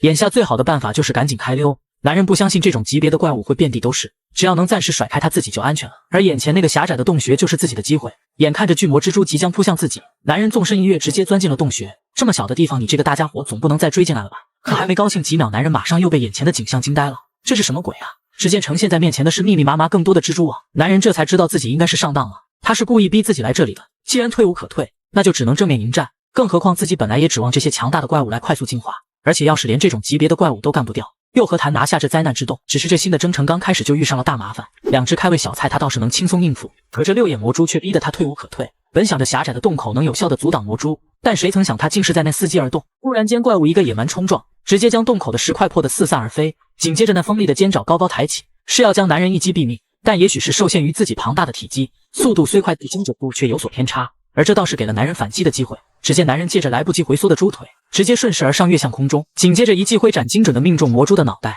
狭小的空间内，他的灵活性自然有所缺失，而这就成了男人近战所能利用的优势。可就在这时，魔蛛的口中竟开始凝聚出一道红芒，下一秒，一条红色射线直指男人而来，突然暴增的速度差点让他避之不及。男人明白这应该是他的某种技能，但眼下也只能先躲在石头后面暂且避其锋芒。可令人意外的是，接踵而至的红色射线竟直接贴着男人的头皮，将石块一分为二。恐怖的威力不禁让男人一阵后怕，这要是被命中了，可不得当场嗝屁了。男人明白不能再继续躲下去了，想办法贴近他，速战速决才是他唯一的机会。而细心的男人也很快有了发现，那就是魔蛛在发射红线前总会有个技能前摇，所以只要连续攻击他就能避免他释放射线。然而还不等男人为自己的机智点赞，一瞬间无数的蛛网再次袭来，这要被困住了就真的只能当火把了。想不到身为魔物竟还有如此的作战意识，男人惊叹之余却也发现自己竟已经被逼得走投无路了。怎么办？自己高大的身躯肯定很容易就被命中的，要是自己小一点就好了。对啊，小一点。男人顿时宛如醍醐灌顶，怎么把这么重要的事给忘了？与此同时，大量的蛛网再次喷涌而出，而男人却不退反进。只见他瞬间幻化成人类模样，利用小巧的身形成功躲过蛛网的包围，紧接着一跃而起，持剑朝下狠狠地扎进了魔蛛的眼球里。剧烈的疼痛刺激着魔蛛的每一根神经，可男人手中的动作却远远还没有结束，抽出的利剑更是再次指向了其余的眼睛。来自生命的威胁终于让魔蛛有了动作，一根尖爪竟以极诡异的角度刺向了男人。虽然用剑身成功挡下了攻击，但巨大的冲击力还是令他跌落了下来。男人这才发现自己似乎太心急了，一味的攻击竟然忘记了防御。同一时间，烟尘里突然伸出来2根蛛丝，男人心里顿时漏了一拍，那速度之快实在是令人难以反应，猝不及防下终是被其中一根束缚住了左手，坚韧的程度甚至连长剑一时间都无法割开。紧接着蛛丝另一端的魔蛛用力一拉，男人直接整个人腾空坠向那怪物的巨口。真的要完蛋了吗？男人太不甘心了，但留给他的时间也的确不多了。下一秒，男人握紧手中的剑，毫不犹豫地砍掉了自己整个左臂，只是瞬息，那缠满蛛丝的手就被拖入怪物的口中。可奇怪的是，男人并没有劫后余生的庆幸，反而是一副诡计得逞的模样。突然，5根利爪竟直接从魔蛛的脑袋贯穿而出，而男人的长剑也紧随其后再次灌入了魔蛛的脑袋。也许他到死也不会明白怪物勇士究竟是怎样的存在，只是看着手里的断臂，回想起来还是一阵后怕。他不敢相信自己竟然真的越级击杀了37级的黑魔蛛，但好在对应的收获也是物超所值的，整整7级的提升令他距离下一次进化又近了一大步。可这次战斗也让他彻底的元气大伤，再生的治疗后更是耗尽了仅有的一丝魔力。男人不得不先休息一段时间，再考虑接下去的挑战。但同时也有个讽刺的事情，那就是男人愈发觉得自己更加适应地牢的生活了，起码在这里不需要担心有人会发现自己的秘密。很快，男人又再次踏上了新的征程，可复杂的地形却让他一遍又一遍的回到原地。虽然过程中的怪物让他得到了提升，但照这样下去，自己想找到领主都不知道要到猴年马月了。然而就在男人啃食着蜘蛛恢复体力时，一阵脚步声引起了他的注意，因为经验告诉他这绝不会是怪物的脚步。可又有谁能孤身一人来这危险的地方呢？安全起见，男人第一时间发动伪装。与此同时，不远处的脚步也谨慎地停了下来，手中的魔法石更是时刻提防着眼前的生物。可正当他准备出手投掷时，终于看清对方的2人却突然愣在了原地。雪莉的出现着实出乎了男人的意料，因为他难以理解以他的能力是怎么走到这里的。直到雪莉掏出了一张灾难之洞的地图，他这才发现自己的准备有多么不足。他甚至都不知道有这样的东西存在。记录着路径和怪物信息的地图毋庸置疑能带来巨大的便利，但即便如此，也不应该是雪莉这个级别的勇士应该进来的。而男人也很快猜到了他来这里的原因了。下一秒，把地图留给我，你按照我留的指示先回去吧。突然的命令让雪莉感受到了前所未有的冷漠，可男人脸上的表情是骗不了人的。雪莉心里清楚，那是因为担心自己而表演出来的严厉。可连这样一个与这里毫无瓜葛的人都能独自挑战灾难之洞，自己又有什么理由退缩呢？抱歉，我不会回去的。这个毁灭过王国骑士军的地方也不是你一个人能应付的。可你在这里只会碍事。男人还想用言辞逼退他，可没想到雪莉的决心那么强烈，她甚至将捐给教堂的钱全都拿了回来，用来购置对付魔蛛的干草籽，以及用来克制吸血鬼的蓝宝石。相比雪莉的准备充分，男人发现自己似乎进来的有些鲁莽了，而且看得出来雪莉的决心已经不是自己能劝得动的。考虑到她的信息对自己清除地牢很有帮助，而自己目前的伪装也能支撑9个小时，男人终是答应了雪莉的请求。与此同时的恶龙公会内，卡奈拉带来这几天城镇内发生的一系列情报。可令他意外的是，相比王国军的伪装入侵，一个微不足道的冒险家闯入灾难之洞的行为，却是惹恼了可怕的加罗德大人。与此同时，另一边，刚刚决定结伴而行的2人很快遇上了麻烦。整整3只6眼魔蛛朝着他们袭来，对付这些怪物的同时还要分心顾及雪莉，着实令男人有点压力山大。可下一秒，雪莉却一把拨开他的手，直接冲了出去。紧接着，一个黑色的布袋直直的朝那蜘蛛飞去。就在即将触碰到的一瞬间，破裂的布袋飞射出无数细小的颗粒。神奇的是，蜘蛛的眼睛一下子就暗淡了下去，而他原本的攻击也瞬间施了章法，直直的朝那石头撞去。男人都惊了，眼前的怪物似乎真的如蝙蝠一般成了瞎子，于是趁机挥剑直接一把斩掉了蜘蛛4只爪子。男人有点不可置信，他想不到雪莉的攻略竟然这么有效，原先他绞尽脑汁才能险胜一只，如今竟然轻而易举就干掉了3只6眼魔蛛，而且更关键的是曾让自己转了一整天的迷宫，如今也是瞬间有了正确的方向。当然他明白一切都是先烈们的成果，是他们用生命绘制了这张详尽的攻略。这张图承载了雪莉对家乡所有的希望，对于他的信任与认可。男人也愿意为了这所小镇而战。突如其来的决心令雪莉一时听出了神，因为他明明记得男人说是为了升级才来这里的。此时雪莉的眼神里多了一份连他自己都没察觉到的情愫。然而危险却再次来临，黑暗中突然伸出的利爪直接抓向了男人的胸膛。虽然第一时间反应过来用剑做了抵挡，可那出乎预料的威力直接让男人狠狠地砸在了墙上，竟然是一只42级的诸后，这恐怕已经是仅次于领主般的存在了。而真相也很快在雪莉那里得到了证实，诸后拥有强大的远程攻击，对付他最好的办法就是尽量贴近他，尤其他的右侧有一个巨大的视野盲区，强大的执行力在雪莉的指导下发挥的淋漓尽致，一击劈砍直接斩掉了诸后的右侧躯干。然而攻击还远远没有结束，手中的红色晶石应声而出，蕴含火能的魔法石瞬间吞没了怪物的身体，炽热的火焰顺着发丝很快爬满了全身。与此同时，青色的剑芒再次一闪而过，连喘息的机会都没有就直接结束了战斗。男人不敢相信这次的越级挑战会这么轻松，而且不知不觉中距离下次进化竟然只剩10个等级了。虽然在见到领主前未必能够完成，但毋庸置疑目前的提升速度是惊人的，从一副骷髅一步步变成了这副有血有肉的模样，接下来应该能更加接近人类了吧。男人心里默默期望着，不过眼下还不是考虑这些的时候。回过神的男人向雪莉询问着领主的位置，而据说那是一只拥有巨大力量的泰坦魔猿，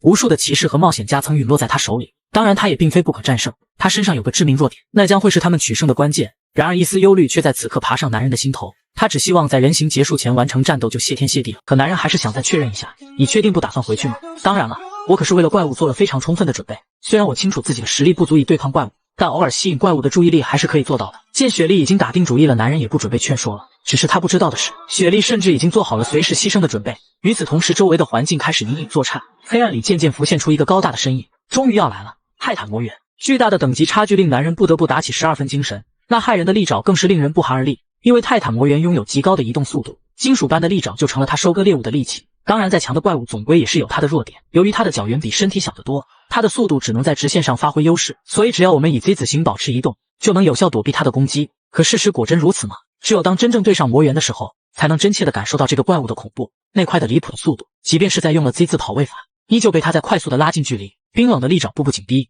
千钧一发之际，男人一个闪身再次令攻击落了空。可男人明白躲得了一时躲不了一世，只要被命中一次，他就可能直接丧失战斗力，但就只能这样一味的躲避吗？直到魔猿再一次拉近了距离，巨大的尖爪再次扑向了男人，只是这次却被岩壁的石头挡了下来，而这也将成为男人奋起反击的机会。魔猿的力量源泉也是他最大的弱点，就是他那双比例极度失调的小脚。然而这样的机会却依旧没能带来多大的成效，原本想以此来降低他的移动速度，可结果却微乎其微，男人都惊了，这也太不可思议了。然而就在这时，又一柄长剑破空而出，直直的点在了魔猿的后背上，那是来自雪莉的突袭，可结果依旧令人大吃一惊，剑刃的顶端竟然没有刺进去半分，坚韧的身体简直如金属般强悍。但此时的魔猿却是彻底的被激怒，挥舞的手臂直接将两人拍飞了出去。雪莉担心的看向男人，但好在他也只是擦伤，一个再生便能轻易修复伤势，但也由此男人的魔力也开始急剧下降，他不能肆无忌惮的使用技能了，否则他将会提前解除伪装状态，情况开始变得愈发危机。眼下的他甚至无法像上次一样偷偷变回原形，毕竟这一次他俩的距离太接近了，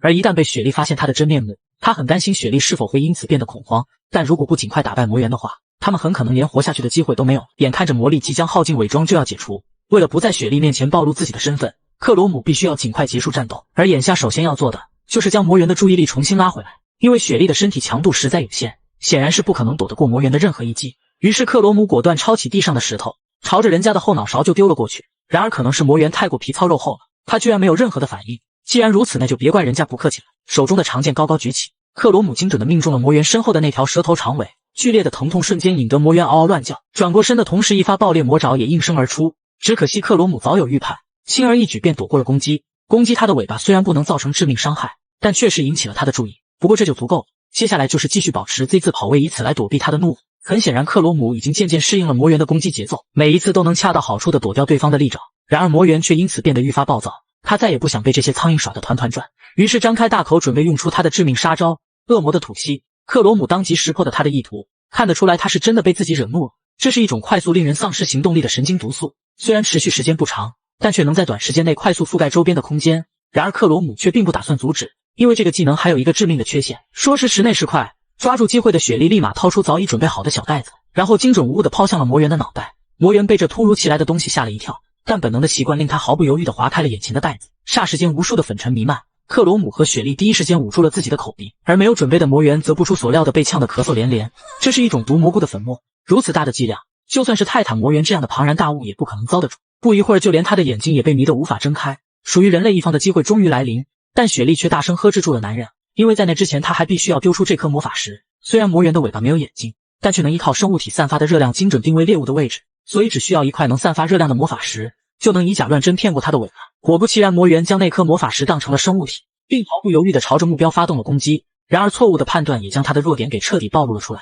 真正的机会终于来临，雪莉首当其冲发起了反击。只可惜不知是他们的武器差了点意思，还是雪莉的力量实在太弱，大腿上的伤口并没有明显的变化。克罗姆当机立断幻化出他的怪物牙齿，毕竟相比爪子，牙齿暴露的可能性要小得多，而且效果也的确非常可观，几乎是一整块肌肉就这么被他硬生生给撕扯了下来。前所未有的伤害顿时令魔猿爆发出剧烈的哀鸣，身体也因疼痛带来的痉挛不受控制的瘫倒在地。至此，魔猿最有力的武器已经被剥夺，局势也完全发生了逆转。克罗姆与雪莉不停地在魔猿身上划开更多的口子，只要他们持续进攻，再坚固的堡垒也撑不了多久。然而就在一切朝着好的方向发展时，克罗姆又发现了一个惊人的事实，那就是这头魔猿居然也有再生能力。眼看着那条被撕烂的大腿就要恢复如初，强烈的危机感再次涌上心头。毕竟要是他们失败了的话，就意味着同样的悲剧将会在奥德菲尔重新上演，那是克罗姆绝对不允许的。毕竟他不惜以怪物之躯也非要成为一个冒险家，为的就是阻止这样的灾难。他纵身一跃，直直地朝着怪物的脑袋砍去。来自生命的威胁也彻底激发了魔猿的潜能，一记大力金刚拳精准地命中了男人的胸口。想不到濒死的魔猿居然还能爆发出如此的力量，这让雪莉也不由得为男人担忧起来。然而克罗姆只是简单调整气息就立马卷土重来，因为他知道自己不能再拖了，当然留给魔猿的时间也不多了。人类的长剑再次袭来，可这一次的魔猿却扑了个空，因为克罗姆这次的目标不是他的脑袋，而是泰坦魔猿的心脏。显然这一次的佯攻是有效的，迸发的血液不断地从胸口涌出，泰坦魔猿终于彻底失去了生命。伴随着大量的经验疯狂涌入，克罗姆的等级直接来到了47级，这就意味着距离他下一次的进化又近了一大步。但更重要的是，灾难之洞这个大麻烦真的被他们给解决了。他眼里噙着泪水，内心的激动久久不能平静。然而克罗姆却被吓坏了，还以为是雪莉不小心受伤之类的，但其实他一切安好，只是想到孩子们和神父终于得到了解脱，这才情难自禁地流下了眼泪。其实这也没错，毕竟奥德菲尔就是因为灾难之洞才被王国抛弃的，如今地牢已经清理完毕，他们只要派遣骑士军团驱逐恶龙公会，相信奥德菲尔很快又能恢复往日的繁荣。美好的未来也令克罗姆的心情感到放松，下意识地使用再生恢复起自己的伤势。可刚刚出手他就后悔了，毕竟自己现在所剩的魔力不多了，万一在这个时候现出原形，那可真是功亏一篑啊。克罗姆立马调出窗口一探究竟，好在刚刚的连续升级让他的魔力得到了补充。而当他再次看到自己距离下一次进化只差3个等级时，还是不由得一阵暗爽，因为这就意味着他距离变回人类又近了一步。然而那副从未展露过的荡漾却看得雪莉两眼发愣，尽管自己因为沾了偶像的光，等级也连跳9个来到了28级，但想要从洞穴里走出去还是任重而道远。毕竟就算领主被干死了，但洞穴里还有不少其他的怪物，所以在那之前他们必须要做好充足的准备。其实这也是克罗姆想说的，因为他的魔力也有些见底了。然而就在这时，黑暗里突然探出一只手来，一发火球径直朝着男人飞奔而去。要不是雪莉率先发现了异样，奋不顾身地挡了上去，克罗姆可能真的要被打出原形了。抱起雪莉的克罗姆满脸的不可置信，他不明白恶龙公会的人为什么会在这里，而且那家伙的身材看起来也太恐怖了吧，他还是人类吗？克罗姆注意到的正是恶龙公会的老大加罗德。对于一个小小的冒险家能杀到这里，其实加罗德也颇感意外。然而有些二五仔却表示不服，杰夫气急败坏地看着这个昔日的死敌，尽管被羞辱了多次，却还是大言不惭要给克罗姆好看。克罗姆并没有理他，反而是雪莉率先发言，表示他们已经成功击杀了魔猿，恶龙公会的统治很快就会结束的，所以你们为什么不赶在骑士到来前逃离这里呢？雪莉的本意是想喝退这些人的，但显然他低估这些混蛋的胆量。雪莉的虚张声势在他们面前根本没有用，反而引起了他们的嘲讽。你该不会以为我们真的无法打败魔猿吧？那种程度的怪物，只要我们老大出手，他一个人就能轻松搞定那只死猴子。不可能！雪莉愤怒地反驳道，毕竟这可是耗费了他们无数人的心血才做到的。然而这的确是不争的事实，因为从一开始就连骑士被怪物团灭的消息都是假的。恶龙公会的人了解灾难之洞的一切，于是他们散布了一份假的地图，然后提前躲进了灾难之洞，并伺机杀害了赶来支援的骑士。所以他们压根就没打算要逃离奥德菲尔，毕竟只要没人知道灾难之洞已经被清除，一切依旧会照常运行，恶龙依旧会统治着这片土地，因为他们只需要偶尔释放几只怪物，放任他们在小镇里屠杀，再不济他们也可以亲手制造一些残缺不全的尸体。无尽的恐慌还是会让村民依附于他们。雪莉听得满脸绝望，她他不敢相信自己倾尽全力的拼搏，换来的只是一堆无用的谎言。眼前的混蛋们缓步朝他们走来，从加罗德的嘴里，雪莉更是惊恐地听到了强暴二字，情况变得愈发危急，所有的担子再次落到了克罗姆的身上。从加罗德身上散发出的危险感，让他有理由相信他们说的都是真的。此时的雪莉已经彻底哭出了声，心中更是充满了对偶像的歉意。毕竟是自己利用了对方的善良，才让他卷进这无端的危险之中。来自生命的威胁让克罗姆紧握的拳头颤抖不止。他明白雪莉这会儿已经没有战斗力了，但他肯定是不会怪雪莉的，毕竟人家可是为了替自己挡枪才受到重创的。只是让他独自去面对这么多人，他的确没有任何的信心。难道只能放弃吗？那是绝对不可能的。毕竟当初在得知自己的技能是个垃圾时，他也没有放弃，依旧坚定不移地走上冒险家的道路。当他成为一堆白骨时，更是在追求人类外表的道路上吃了不知多少苦，哪怕最后结果只是几个小时，不也照样坚持下来了吗？与之前的种种相比，如今只是和几个混蛋打架，又有什么好怕的呢？毕竟自己可是已经死过一次的人了，他还有什么理由让自己放弃呢？完成心理建设的克罗姆毅然决然地挡在了雪莉面前，只是在恶龙公会的眼里，他只是在做无谓的挣扎。其中一个持剑者二话不说率先冲了上来，他的实力显然在杰夫之上，克罗姆只是稍有不慎，胸口就被划开了一道口子，剑局是完全碾压。那个不要脸的杰夫又跳出来找画面了，嘴里喷着各种垃圾话，甚至还拿教堂里的孩子不断刺激着两人的神经。雪莉已经绝望的彻底失去了斗志，但克罗姆不能倒下，他必须要站出来直面这些混蛋。手中的利剑再次挥出，可这次却被半路杀出的杰夫给拦了下来，同时身旁的两位队友更是伺机而动，四枚剑矢精准地命中了克罗姆的身体。以普通人来说，这样的伤势肯定是要死的，但是克罗姆却再次站了起来，这倒是给杰夫这个变态增添了几分快感。毕竟他还想着把男人活捉了去喂狗，那就从你的左臂开始吧。说着，一柄长剑直直地朝着克罗姆的左肩挥去，可这一次空气中却爆发出一阵刺耳的爆鸣声。此刻的杰夫已然被眼前的景象吓得说不出话来，因为挡下他剑的竟是一只怪物的爪子，而那只手的主人正是他从心底瞧不起的那个家伙。起初他只是暴露了一只左手，但仅凭这一点也足够将杰夫这个傻波一打得人仰马翻。突然的异变当然也引起了雪莉的注意，他是知道克罗姆拥有恢复技能的，但却从未听说过他有如此惊人的力量，而且那只长相怪异的胳膊总给人一种不好的感觉。然而目睹这一切的加罗德却不以为然，相反他还被眼前这个男人勾起了浓烈的兴趣。此时的克罗姆内心百感交集，他之所以不愿让雪莉看到自己的真面目，是因为他知道自己在雪莉心中的光辉形象，但其实他又何尝不是呢？要不是雪莉当初给予了他无尽的信任，他也不会鼓起勇气走出那个阴暗的地牢。虽然第一次在奥德菲尔的相遇还是那样的局促，但相较于内心的惶恐，雪莉的穷追不舍带给他更多的是感激，所以他一直在顾虑的，只是害怕雪莉因为感到欺骗而生他的气。然而在生死攸关面前，哪里还容得他顾虑这么多？我不是想杀我吗？来呀！闻言，炮灰1号顿时怒不可遏，挥着手中的长剑就扑了过来。面对接踵而至的攻击，克罗姆终于决定不再隐藏，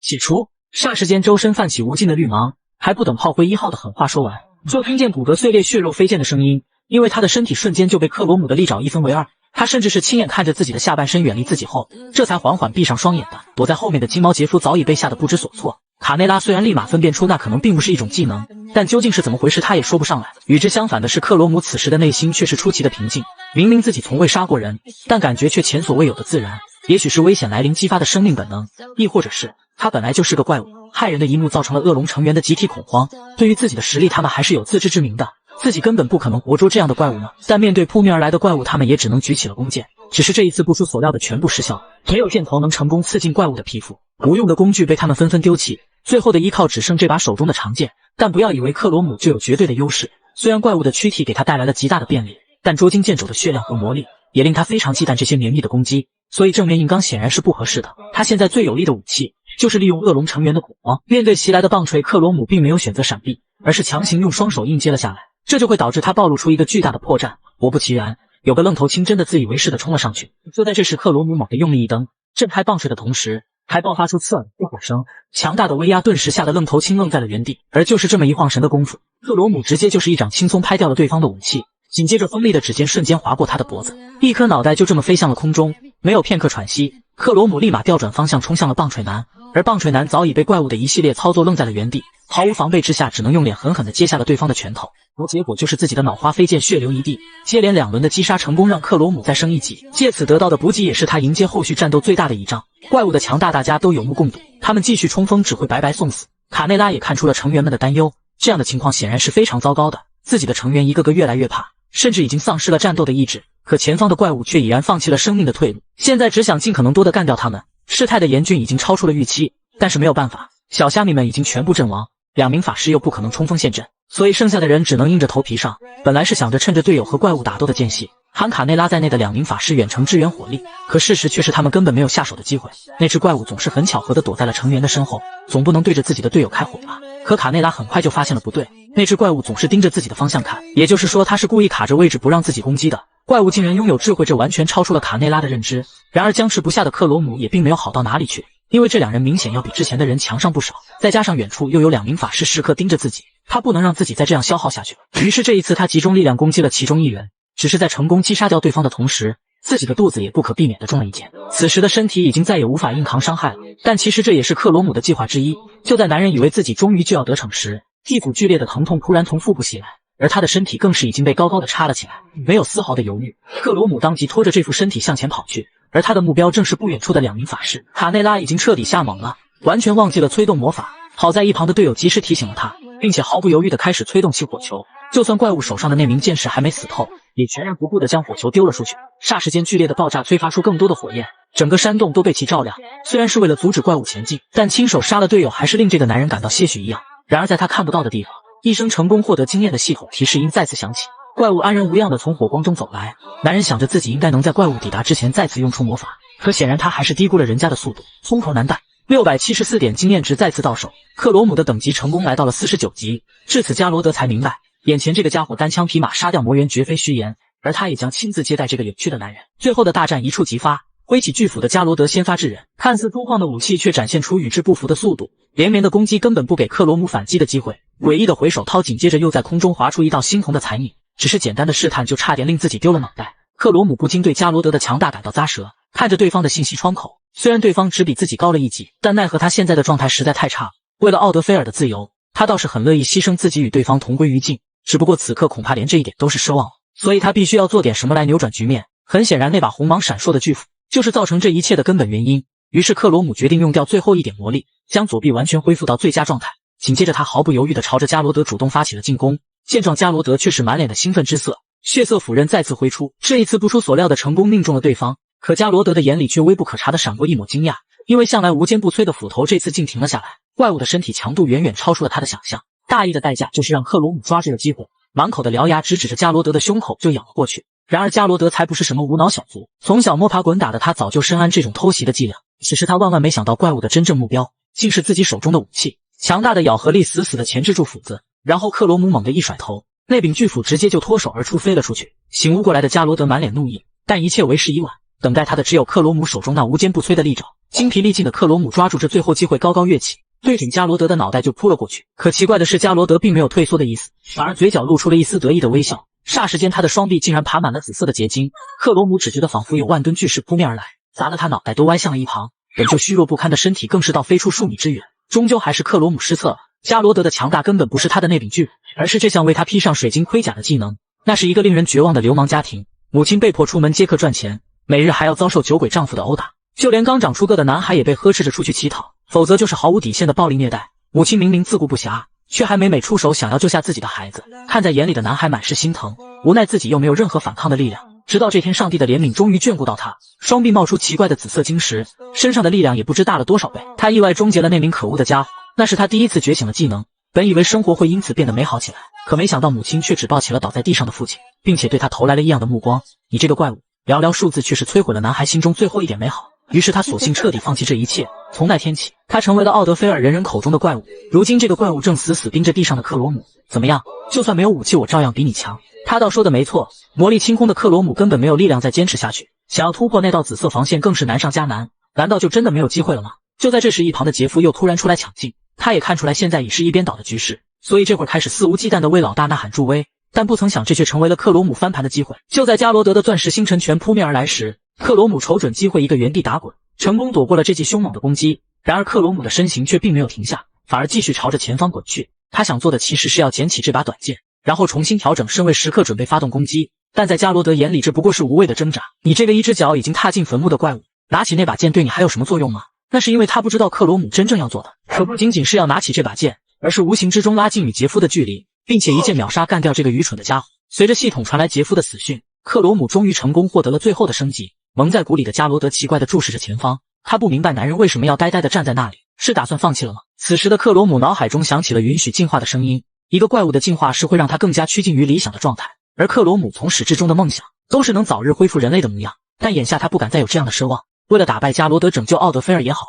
为了保护雪莉一起活下去也罢，克罗姆此刻只想拥有能战胜一切的力量。为此，他愿意接受任何形式的外貌，无论他将变得多么荒诞。刺耳的嘶吼声响彻整个洞穴，强烈的黑雾不断从体内涌出，一股异样的感觉涌上加罗德的心头。他不明白那究竟是怎样奇怪的魔法，直到喧嚣退去，迷雾中这才重新浮现出克罗姆的身影。克罗姆总算迎来了他的第3次进化，光秃秃的脑袋上诡异的长出一对枝蔓，承载眼睛的反而变成了4只修长的枯手。放弃人类皮囊的代价，就是令他成为了可以操控幻象的幻行者，在外表给人带来恐惧的同时，还拥有着直击灵魂的力量。战斗过程中还能迎来进化，这是加罗德始料未及的。不过这丝毫不影响他揍扁这个家伙。同样的钻石星辰拳再次接踵而至，不同的是这次的克罗姆并没有躲避，而是正面硬接了下来。与此同时，肩下的另外2只手也没有闲着，一层稀薄的蓝芒悄然而现，在掏向加罗德肚子的同时，似乎还带走了什么。那是克罗姆进化后的噬魂者技能，在窃取对方记忆的同时，还能偷取对方的魔力反哺自己。这就意味着克罗姆可以毫无顾虑的使用再生，也可以永不停歇的一直战斗下去。吃痛的加罗德连连后退，但更多的是内心的不安。突然流逝的力量让他开始忌惮起眼前这只怪物。他不明白到底发生了什么，只是直觉告诉他不能再这么玩下去了。于是他立马大声呼唤起愣在一旁的手下，哪怕是些曾经瞧不上眼的力量，如今他都不得不一并调动起来。然而这在克罗姆的面前却全都只是徒劳而已。随着手背上的眼球依次张开，周围的视线顿时变得扭曲起来。但好在那支弓箭还是成功射了出去，卡内拉的火球术也精准命中了怪物。兴奋的卡内拉都要惊呼出声了。可当他仔细看去时，这才发现眼前的怪物竟然诡异的扭动了起来，取而代之的是胸口插着剑、浑身冒黑烟的老大。卡内拉吓坏了，但更多的是不理解，自己明明打的是怪物啊，加罗德都要气疯了。此刻他是真后悔叫那2个蠢货帮忙，不过他似乎忘记了自己还处于正面战场。在成功化解掉恶龙党羽的干涉后，克罗姆的利爪也再次袭来。加罗德不出所料的为自己的分心付出了代价，再次得到补给的克罗姆已经逐渐掌握了局面，而留给加罗德的就只有死路一条。被藐视的加罗德气急败坏，当即就要和克罗姆拼命，只是怒火攻心下，他的攻击早已变得杂乱无章，不仅一下都没能命中对方，反而被怪物轻易的挣脱了出去。加罗德猜到了应该是怪物周身的那层光晕岛的鬼，他会调动人内心的恐惧，把自己的脑子搞得一团糟。所以在克罗姆故技重施再次使用幻象时，加罗德有意坚守自己的内心，不停地告诫自己要保持理智。可当那幅画面真的呈现在眼前时，他还是忍不住的心脏剧烈跳动起来，因为那是一张来自父亲的脸。满脸鲜血的他愤怒地朝着自己发出质问：加罗德，你竟然敢杀我！童年时期的恐惧扑面而来，加罗德的双腿开始抑制不住的颤抖，但也仅此而已。滚回地狱去吧，我不再是那个没有力量的小屁孩了。一声怒吼彻底吹散掉了这层阴霾，也让加罗德的理智重新占了领高地。布满紫色晶石的拳头更是狠狠地砸上了怪物的脑袋。看着躺在地上的怪物，加罗德总算拾回了信心，就凭这种小花招怎么可能战胜自己？然而随着眼前的景象同样发生扭曲，被他嗤之以鼻的小伎俩还是算计了他，因为被他打倒的根本就不是怪物，而是此刻正躺在血泊里的母亲。加罗德满脸的不可置信，这是他最不愿被提起，也是伤他最深的一个人。好不容易稳固的道心这下彻底崩坏，思绪再次陷入到了儿时的阴影里。此时的他变回了年幼的自己，一个看不清面目的黑影不断的靠近他。虽然理智还在告诉自己这一切都是假的，可他的内心还是忍不住的害怕。你是怎么敢攻击自己的父亲的？像你这样的混蛋是会被扯断4只喂狗的。在一步步的逼迫声中，他极力的想要推开对方，却发现自己根本无法使用任何力量。他变回了那个最软弱最无能的自己了。无力的喊叫充斥着加罗德的整个脑海，而现实中的他同样已是无力反抗的状态，因为来自克罗姆的爪痕已经遍布了他的整副躯体。获得2868经验值，从50级升到51级。冰冷的提示音一如既往的响起，但此刻却更像是念给加罗德的追悼词。但死死盯着他的克罗姆还久久未能平复。战胜了恶龙首领的确令他感到意外，但更令人惊喜的是，第3次进化给他带来了翻天覆地的变化。他能感受到这双手里蕴藏的力量，一个是制造幻象吞没对方内心的幻影，一个是窃取对方记忆和魔力的噬魂手。不知不觉中，克罗姆已经接纳了这副身体，但与此同时，他还有些收尾工作要处理。加罗德的倒下对卡内拉而言无疑是巨大的打击，但对其他余党来说更多的是担心自己的安危，以至于克罗姆只是象征性的吼了几声，他俩就被吓得仓皇逃窜，完全忘了双腿发软的卡内拉。不过好在克罗姆压根就没想杀他们，毕竟群龙无首的恶龙公会也掀不起什么风浪。相比之下，克罗姆更需要考虑的是接下来的自己究竟该何去何从。如今魔猿已死，恶龙也除，答应孩子们的承诺已经一一实现，他们是肯定能过上平静幸福的生活了。可曾经许给自己的承诺又该如何实现呢？从雪莉那惊恐的表情就可以看出，这一点已经渐行渐远了。她一定感到非常震惊，毕竟谁会想到与自己同行的冒险家竟会是个令人触目惊心的怪物呢？但其实这也未尝不是一件好事，因为克罗姆已经在镇子上暴露过自己的身份了，所以他离开奥德菲尔是势在必行的事情了。倘若雪莉是从村民口中得知的这个消息，以他的性子肯定是不会相信的，最后的结果可能是他又会一路追随自己，所以让他用自己的眼睛确认也许才是最好的。想到这里，克罗姆愈发觉得自己需要离开的。可能不只是奥德菲尔，也许他更应该远离的是整个文明世界。从始至终，他所追求的不过都是逃避而已。毕竟他其实早就已经死了，如今的他只是一只怪物，无论如何的伪装都无法改变这不争的事实。就算今后能与妹妹重新相认，估计也就是今天这副局面吧。所以离开也许才是他最好的选择。倒不是克罗姆想把自己塑造成什么悲情的角色，毕竟曾经如此软弱无能的自己，如今都能完成拯救小镇的壮举，光这一点就足够令他引以为傲。只是对于雪莉的决心，他可能还是小看了。尽管在生理和心理的双重打击下，雪莉连站起身来都显得尤为困难，可她还是毅然决然地抱住了准备离开的克罗姆。突如其来的举动反倒吓了克罗姆一跳，殊不知雪莉也是同样的困惑，她也不知道自己究竟是要有怎样的想法，更不清楚怎样的选择才是正确的。但此刻她却能清晰地感受到克罗姆内心的孤独，所以我想我必须要给你一个拥抱。女孩的温暖确实令克罗姆内心一颤，但眼下他也不知如何回应，只是呆呆地看着女孩，有些胆怯地收起了手，说不害怕肯定是骗人的，毕竟雪莉砰砰直跳的心脏正揭示着一切。不过在这样的一团迷雾中，有一件事她是100%确定的，那就是克罗姆你绝对是个好人。结合过往的一切，雪莉终于明白这个男人为什么总是一个人行动，为什么会害怕被人给看见。他的确是为了隐藏自己的怪物身份，但即便如此，最后他还是为了拯救小镇，和自己一起进入了灾难之洞。最关键的是他真的做到了，所以雪莉当即决定要帮助克罗姆留在小镇上。为了显示自己有足够的决心，雪莉甚至还刻意提高了嗓门，殊不知这让她本就虚弱的身体失去了最后一点力气。雪莉不受控制的向下倒去，然后理所当然的躺进了克罗姆的怀里。雪莉的内心真的拥有一个纯洁的世界，因为她真心相信小镇会有可能接纳克罗姆。看着这个天真的女孩，克罗姆内心一阵唏嘘，明明已经伤得这么重了，却还要为了帮自己想办法而撑到最后一刻。她的话语的确非常鼓舞人心，但其实如果能忘掉与自己的一切，也许才是对他最好的选择。克罗姆下意识的在掌心催动起魔法，他本能的觉得噬魂者既然能窃取别人的记忆，那应该也可以修改别人的记忆吧。他是这样想的，也是这样做的。不知道睡了多久，雪莉迷迷糊糊的醒了过来。此刻他的周围围满了人，自己也早已不在灾难之洞内。可他明明记得自己和克罗姆打败了魔猿后，正准备对付围剿而来的恶龙成员，怎么会突然出现在这里呢？对了，克罗姆呢？雪莉慌张的向大家询问起一个皮肤白皙的男人，可他们哪还有看到什么人类？在循着一个怪物的嘶吼声赶到这里后，你就是我们唯一找到的人。目睹着一切的克罗姆这才安心离开了树林，独自坐在悬崖边的他开始静静地欣赏起自己的战果。因为此刻映衬在金光下的奥德菲尔，更像是专门为他翩翩起舞的少女，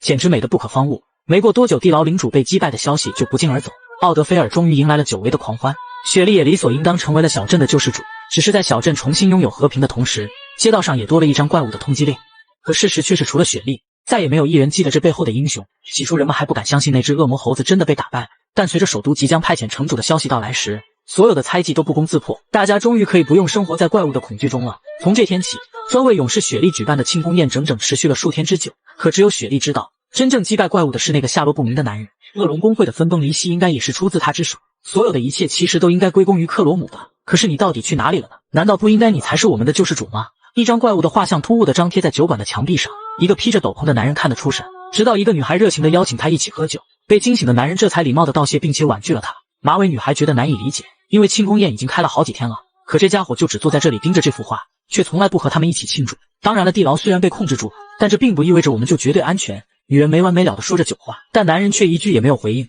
直到男人熟悉的背影引起了雪莉的注意，她立马迫不及待地上前打招呼，因为直觉告诉她这一定就是克罗姆。可当男人缓缓摘下他的斗篷后，露出来的却是一个完全陌生的脸。尴尬的雪莉连忙解释是自己认错人了，并不停为自己的鲁莽表达着歉意。一则小插曲并没有影响小镇人民的狂欢，男人也自顾自地离开了这里。但随着他的掌心在脸上划过一道蓝芒，重新出现的赫然就是克罗姆的脸庞。他其实并不是有意要欺骗雪莉的，毕竟总不能带着一张大家都认识的脸四处乱跑吧。虽然第3次进化令他的魔力得到了翻倍的增长，伪装的时间也能够维持1天以上，就算被人发现他还能利用幻影来欺骗别人，在不济他还能抹除对方的记忆，但总归还是麻烦了些。而且随意干涉别人的记忆总给人很邪恶的感觉，所以他此次的离开并不是为了逃避，恰恰相反，是克罗姆为了继续追寻自己的目标。其实这也多亏了雪莉，正是由于他的认可才给了自己莫大的鼓舞，也让他更有勇气将来去直面卡米尔。所以这一次他决定回到自己的家乡克洛达特。与此同时，另一边一间豪华的房间内，2个男人正在密谋着什么。听说你能控制地下城灾难，这是真的吗？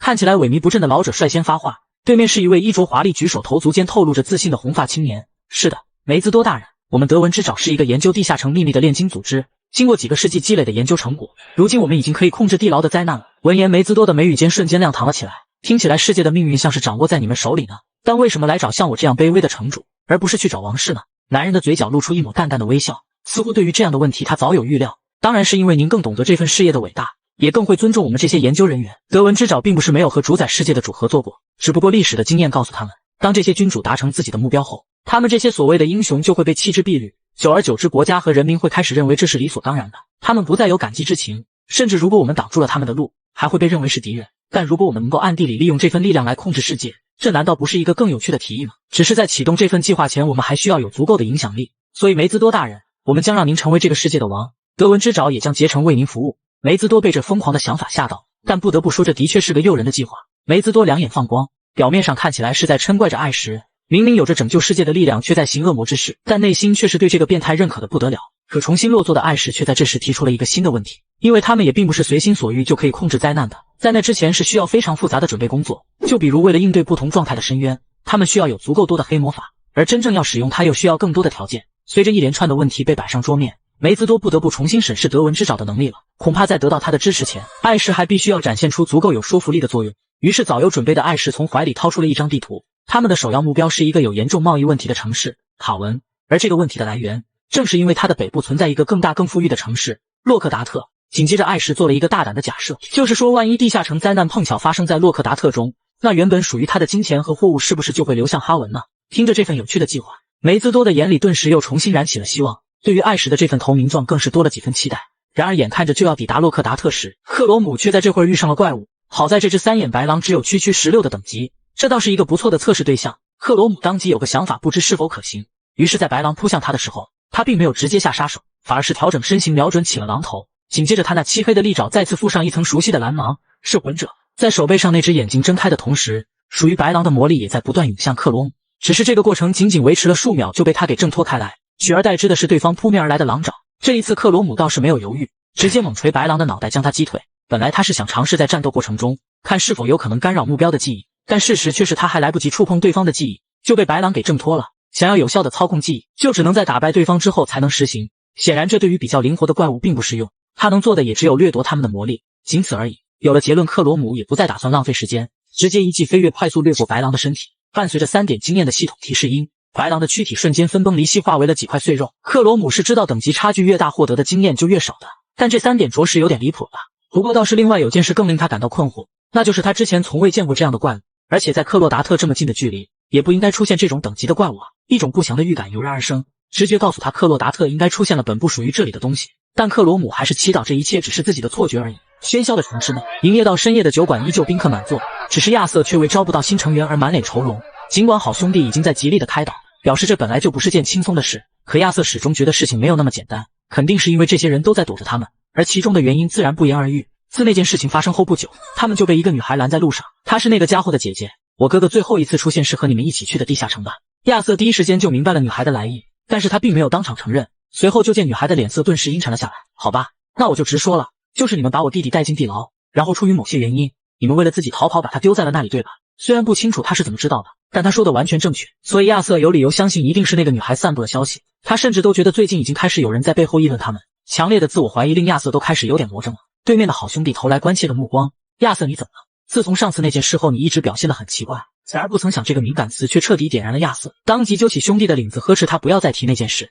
而且他也并不觉得那是自己的错，要怪只能怪那小子自己倒霉，等级这么低还带错了路，害得他们差点都死在了怪物的巢穴里。要不是我的英明决策，我们所有人都会死的。亚瑟越说越激动，几乎差点都要骑在头巾男的身上了。但有一件事他也越来越肯定了，那就是自己没有错，他并不是一个杀人犯，所以那个女孩凭什么要用那样的目光审视自己？对于他散布那些关于我们的谣言，我是不会原谅他的。与此同时，另一边终于回到家乡的克罗姆却还是忍不住的紧张，虽然内心不停地暗示自己肯定不会被发现的，可越是这样反而让他的行为越是不自然。那畏畏缩缩的模样实在很难不让人将他当作是一个小偷。此时的卡米尔正在房内认真地练习魔法，一个栩栩如生的冰鸟赫然伫立在魔法阵之中，很显然他对魔法的掌控又精进了一步。可卡米尔却始终觉得还不够，他需要变得更快更强。在窗外目睹着一切的克罗姆满眼心疼，果然是卡米尔啊，这么晚了还在练习魔法。克罗姆不禁觉得就这样看着也挺好的，关键是见面后又该以什么理由离开呢？毕竟他还是需要不断升级进化，才有机会恢复人类的外貌。而且卡米尔的状态看起来似乎并不需要担心，自己好像也没有必要非得露面，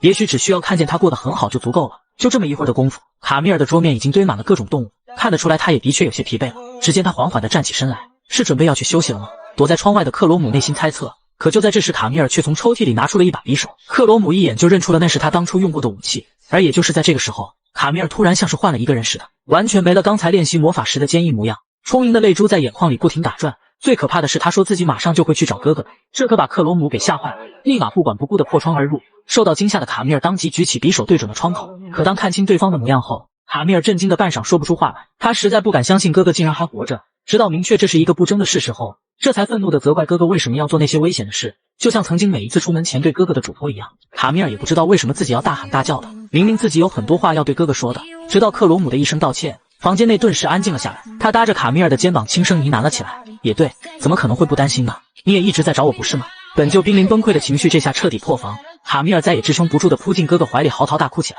你说对了，你这个笨蛋。然而还不等卡米尔好好享受着久违的重逢时，克罗姆又表示他必须要马上离开了。卡米尔不理解，他不明白自己家为什么不能待，更不明白这段时间克罗姆到底发生了什么。对此克罗姆也只能表示抱歉，不光是这些事儿三言两语说不清楚，更重要的是他还不想这么早暴露自己怪物的身份，毕竟只要继续保持进化，他依旧有可能变回人类的模样。尽管上一次的选择令他看起来恐怖了许多，但他还是相信自己可以从中恢复过来，而到了那时候我的等级应该也非常高了。想起当年弱小的自己，克罗姆还是不由得一阵唏嘘。那是给父母下葬的第一天，当时的卡米尔哭得伤心极了。作为家里唯一的男人，克罗姆当然要支棱起来，于是他向妹妹承诺，总有一天我会成为英雄保护你的，我要改变这个世界，让发生在爸爸妈妈身上的事不会发生在任何人身上。少年壮志当凌云，说的就是当时的克罗姆。所以当后来那些不公的命运降临到他身上时，可想而知当时他有多么的痛苦。但不得不说，正是这些被他所憎恨的命运与身份，才让他成长到如今这么强大的地步。因此他必须要继续走下去，用一条畸形且崎岖的路去实现自己的伟大理想。所以对不起卡米尔，我保证在变得足够强大后一定会回来的。说完，克罗姆头也不回地推门而出。等到卡米尔反应过来追出去的时候，空荡荡的街上早已没了任何的人影，周围一片寂静，就好像今晚什么都没有发生过一样。与此同时，另一边能够俯瞰整座城市的瞭望塔莫名的闪烁了几下，负责看护的凯文此时还沉浸在睡梦中，直到一阵连续的嗡鸣声突然将其惊醒，他这才发现传感器竟然出现了史无前例的闪烁。疑惑的凯文一度以为是仪器出故障了，可当他走到窗前企图验证自己的猜想时，眼前的一幕顿时惊得他瞪大了眼睛。只见一群从未见过的怪物正向这里袭来，为首的狼王浑身漆黑，体型更是远超同类数倍之多，而他的真实身份其实是德文之爪培育的一头领主。就在半个小时前，一头银发的少女走进了地下城，看着仅用100天不到就成长到如此地步的芬里厄，少女不得不佩服其主人的天才。可芬里厄似乎并不认识少女，张着血盆大口就咬了过去，直到一颗紫色圆球从少女的口袋被掏出，一股熟悉的气息扑面而来，那是蕴含着主人味道的魔法。芬里厄立马反应过来，眼前这个看起来有些邪佞的人类应该是主人派来的，于是只能乖乖任他调钱走出了地牢。而这也就意味着当凯文发现兽群的时候，那名银发女孩也离他不远了。瞭望塔内并没有过多的打斗声，仅仅只有一道利器刺透血肉的声音，只是受伤的并不是想象中的凯文，而是那名突然出现的少女。作为城市的守望者，哪个不是身经百战？凯文自然是第一时间察觉到了危险的出现，并且也第一时间做出了最正确的选择。女孩觉得有些不可思议，她不敢相信对方这样一个成年人竟会毫不犹豫地对她这个女孩下死手。那是因为凯文已经感受到对方远比自己强大得多，而且从那逐渐恢复的伤势来看，他知道自己再怎么刺他也是无济于事的。所以更重要的是在彻底击杀对方前，及时将怪物入侵的消息传递出去。然而女孩才不会给他这样的机会。面对再次扑面而来的长枪，女孩只是淡淡一笑，然后在攻击即将到来的瞬间消失在了原地。那柄与身形不符的巨型镰刀更是在空中划过一道长长的红芒，紧接着红芒不出所料地落在了男人的背后，皮开肉绽的疼痛瞬间令他失去了战斗力。凯文这才明白自己与对方的实力简直是天壤之别，他压根就多余出手了。看着奄奄一息的男人，女孩反倒抱歉了起来，说实话，我还是蛮享受疼痛带来的快感的，就是不知道你享不享受了。说着，那柄巨型镰刀缓缓靠近了凯文的伤口，紧接着女孩轻柔地捧起了他的脸，告诉我城市武装队的位置在哪里。凯文当然明白他想干什么，所以理所当然地拒绝告诉他，而这样的代价就是那把镰刀狠狠地扎进了他的骨头。强烈的痛感顿时令他失去了意识，可女孩却在这时露出了诡异的微笑。只见她的掌心微动，浓郁的金光快速修复起这具残破的身体。凯文从震惊的神色中慢慢又恢复了意识，他一个敌人为什么要治疗自己呢？答案自然不言而喻。女孩再次问出了同样的问题。凯文不想死，也不能死，不是因为怕，是因为他还没有将消息通知给大家。凭借这份强大的意志力，他硬是挺过了无数次的折磨，直到女孩都开始觉得索然无味，最终放弃折磨这个无趣的家伙。至此，他的脑海里也始终萦绕着自己的信念：有没有人能够听见？请一定要保护克洛达特。而这份信念的另一位拥有者，此刻正游荡在深夜的街道上。现在他总算不会再去危险的地牢找我了。沉浸在喜悦中的克罗姆完全没注意到迎面走来的人，结果就是两人撞了个满怀，还挨了对方一顿骂。可当看清来人的面目时，克罗姆顿时愣在了原地。曾经的一幕幕再度重现，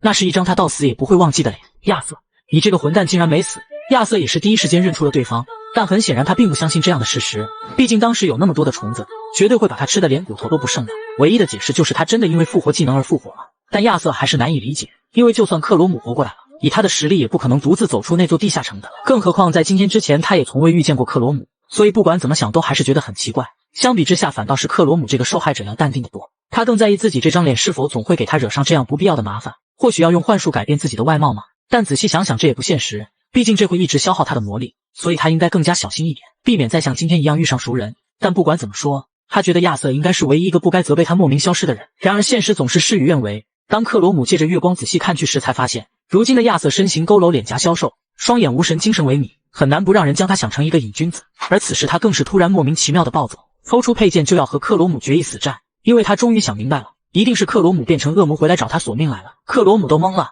这都哪儿跟哪儿啊？变成怪物亚瑟倒是猜对了一半，但自己真的不是回来找他复仇的。可此刻的亚瑟俨然已经迷失了心智，就是因为我把你扔进了地狱，你才对我怀恨在心，对吧？日积月累的精神压力早已令他将内心的愧疚演变成了对克罗姆无尽的杀意。此时克罗姆也看出了亚瑟的精神状态不对劲，在这和他继续纠缠下去，恐怕很快就会引起别人注意的。于是克罗姆也缓缓将手伸向了自己的佩剑，然而这却恰恰印证了亚瑟的猜想，我就知道你真的是来杀我的。克罗姆真是无了个大雨，难道不是你先拔剑的吗？我一定会把你送回地狱的，你个没有技术的搬运工。亚瑟一边骂着垃圾话，一边发泄着他的怒，但他的战斗水平给人的感觉却着实一般，也不知道是不是因为他脑子不清楚。反正在这座小镇克罗姆可能遇见的人里，亚瑟绝对是目前最差的一个，但重点是该如何处理他呢？总不能杀了他吧。于是在亚瑟再次袭来时，克罗姆刻意向身侧撤了一步，在挡下攻击的同时快速调转剑柄，然后用力击打在亚瑟潭中穴的位置，强烈的窒息感瞬间袭来，亚瑟身体一软，直接跪倒在了地上。毕竟克罗姆现在的等级是他的2倍有余，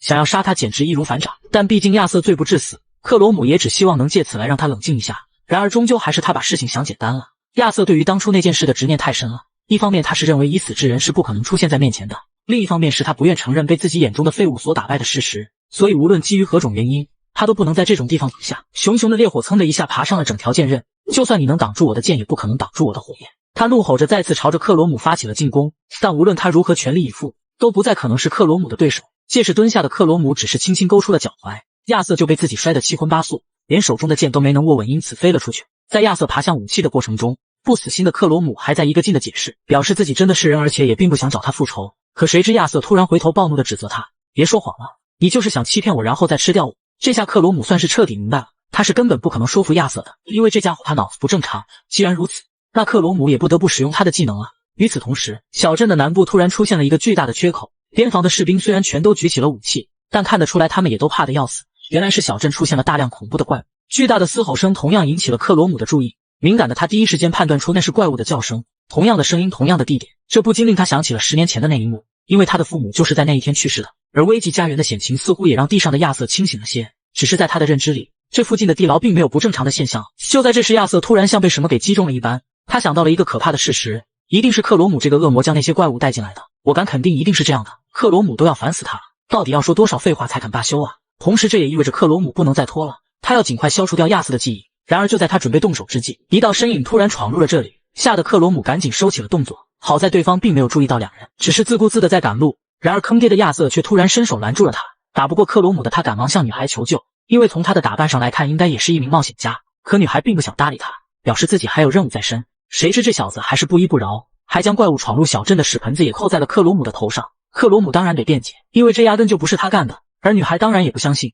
因为这其实是他干的。但这却把亚瑟这傻子急得不行，急赤白脸的一个劲的朝着女孩解释。渐渐的克罗姆终于察觉到了一丝异样，因为那个女孩给他一种不祥的感觉，他发现自己的内心像是受到了召唤一般，在牵引着自己向着女孩靠近，这种感觉很不好。他当即呵斥着亚瑟赶快离开那个女孩，只可惜还是晚了一步。就在亚瑟回头之际，那柄巨大的镰刀狠狠地破开了他的后背。女孩实在忍受不了这个聒噪的家伙，说了不可能不可能啊，因为那些怪物明明是我放进来的嘛，病娇的脸庞上一抹邪魅的笑容若隐若现，让人看得实在有些不寒而栗。此时的亚瑟已经疼得浑身发抖，但他似乎还不清楚现在到底是什么情况。通常来讲，当幕后黑手主动卸下伪装的时候，那就意味着你要狗带了，只不过这一次却被克罗姆给挡了下来，这倒是让女孩颇为不解，毕竟这两人刚刚不是还在打架吗？的确如此，但这也并不意味着我可以放任你杀人。克罗姆眼神坚毅，死死地盯着面前这个女孩，他知道这个女孩身上一定存在着有关怪物的信息，所以他必须要尽快击败对方，并及时赶往城市南部进行支援。但很显然女孩根本不把他放在眼里，无非就是个盲目勇敢的傻瓜罢了。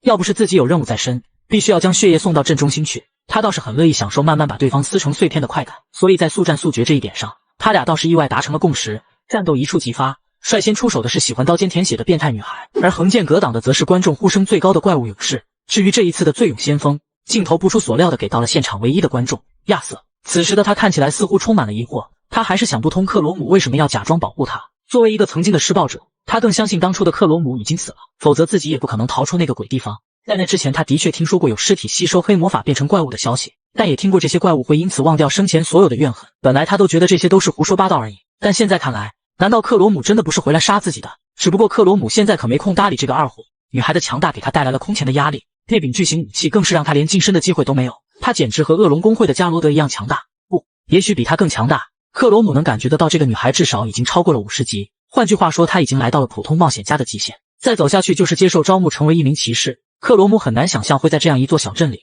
遇上如此强劲的对手，连绵的攻击都快要压得他喘不过气来。但好在女孩终究还是露出了破绽，抓住机会的克罗姆立马突进，一记横斩终于成功命中了对方。然而紧绷的情绪还是没能松懈，他知道女孩不可能这么轻易被打败的。事实也果然如他所料，女孩并没有因此感受到半点痛苦，反而展露出对克罗姆的欣赏之情，这大大出乎了克罗姆的预料。尽管那道伤口很浅，但也不至于对他毫无作用的。直到一道金光浮现出女孩的掌心，肚子上的伤口以肉眼可见的速度愈合时，克罗姆这才发现事态远比想象中要棘手得多。在彼此都拥有治疗技能的情况下，一旦被拖入到这场旷日持久的消耗战中，小镇的伤亡只会更加严重。与此同时，原本急着要走的女孩，这会儿也因伤痛的刺激变得好战了起来。而且更糟糕的是，在亚瑟的注视下，克罗姆打算用真身作战的想法也无法实现，所以利用幻影吓倒对手成了他唯一的希望。只是女孩那副无所畏惧的模样，无形中又给这招带来了巨大的难度。于是克罗姆只能将魔力附着在剑刃上，然后找机会在接触到对方的一瞬间，挖掘出女孩心底最深层的恐惧。不过女孩也并不完全像她表面那样大大咧咧，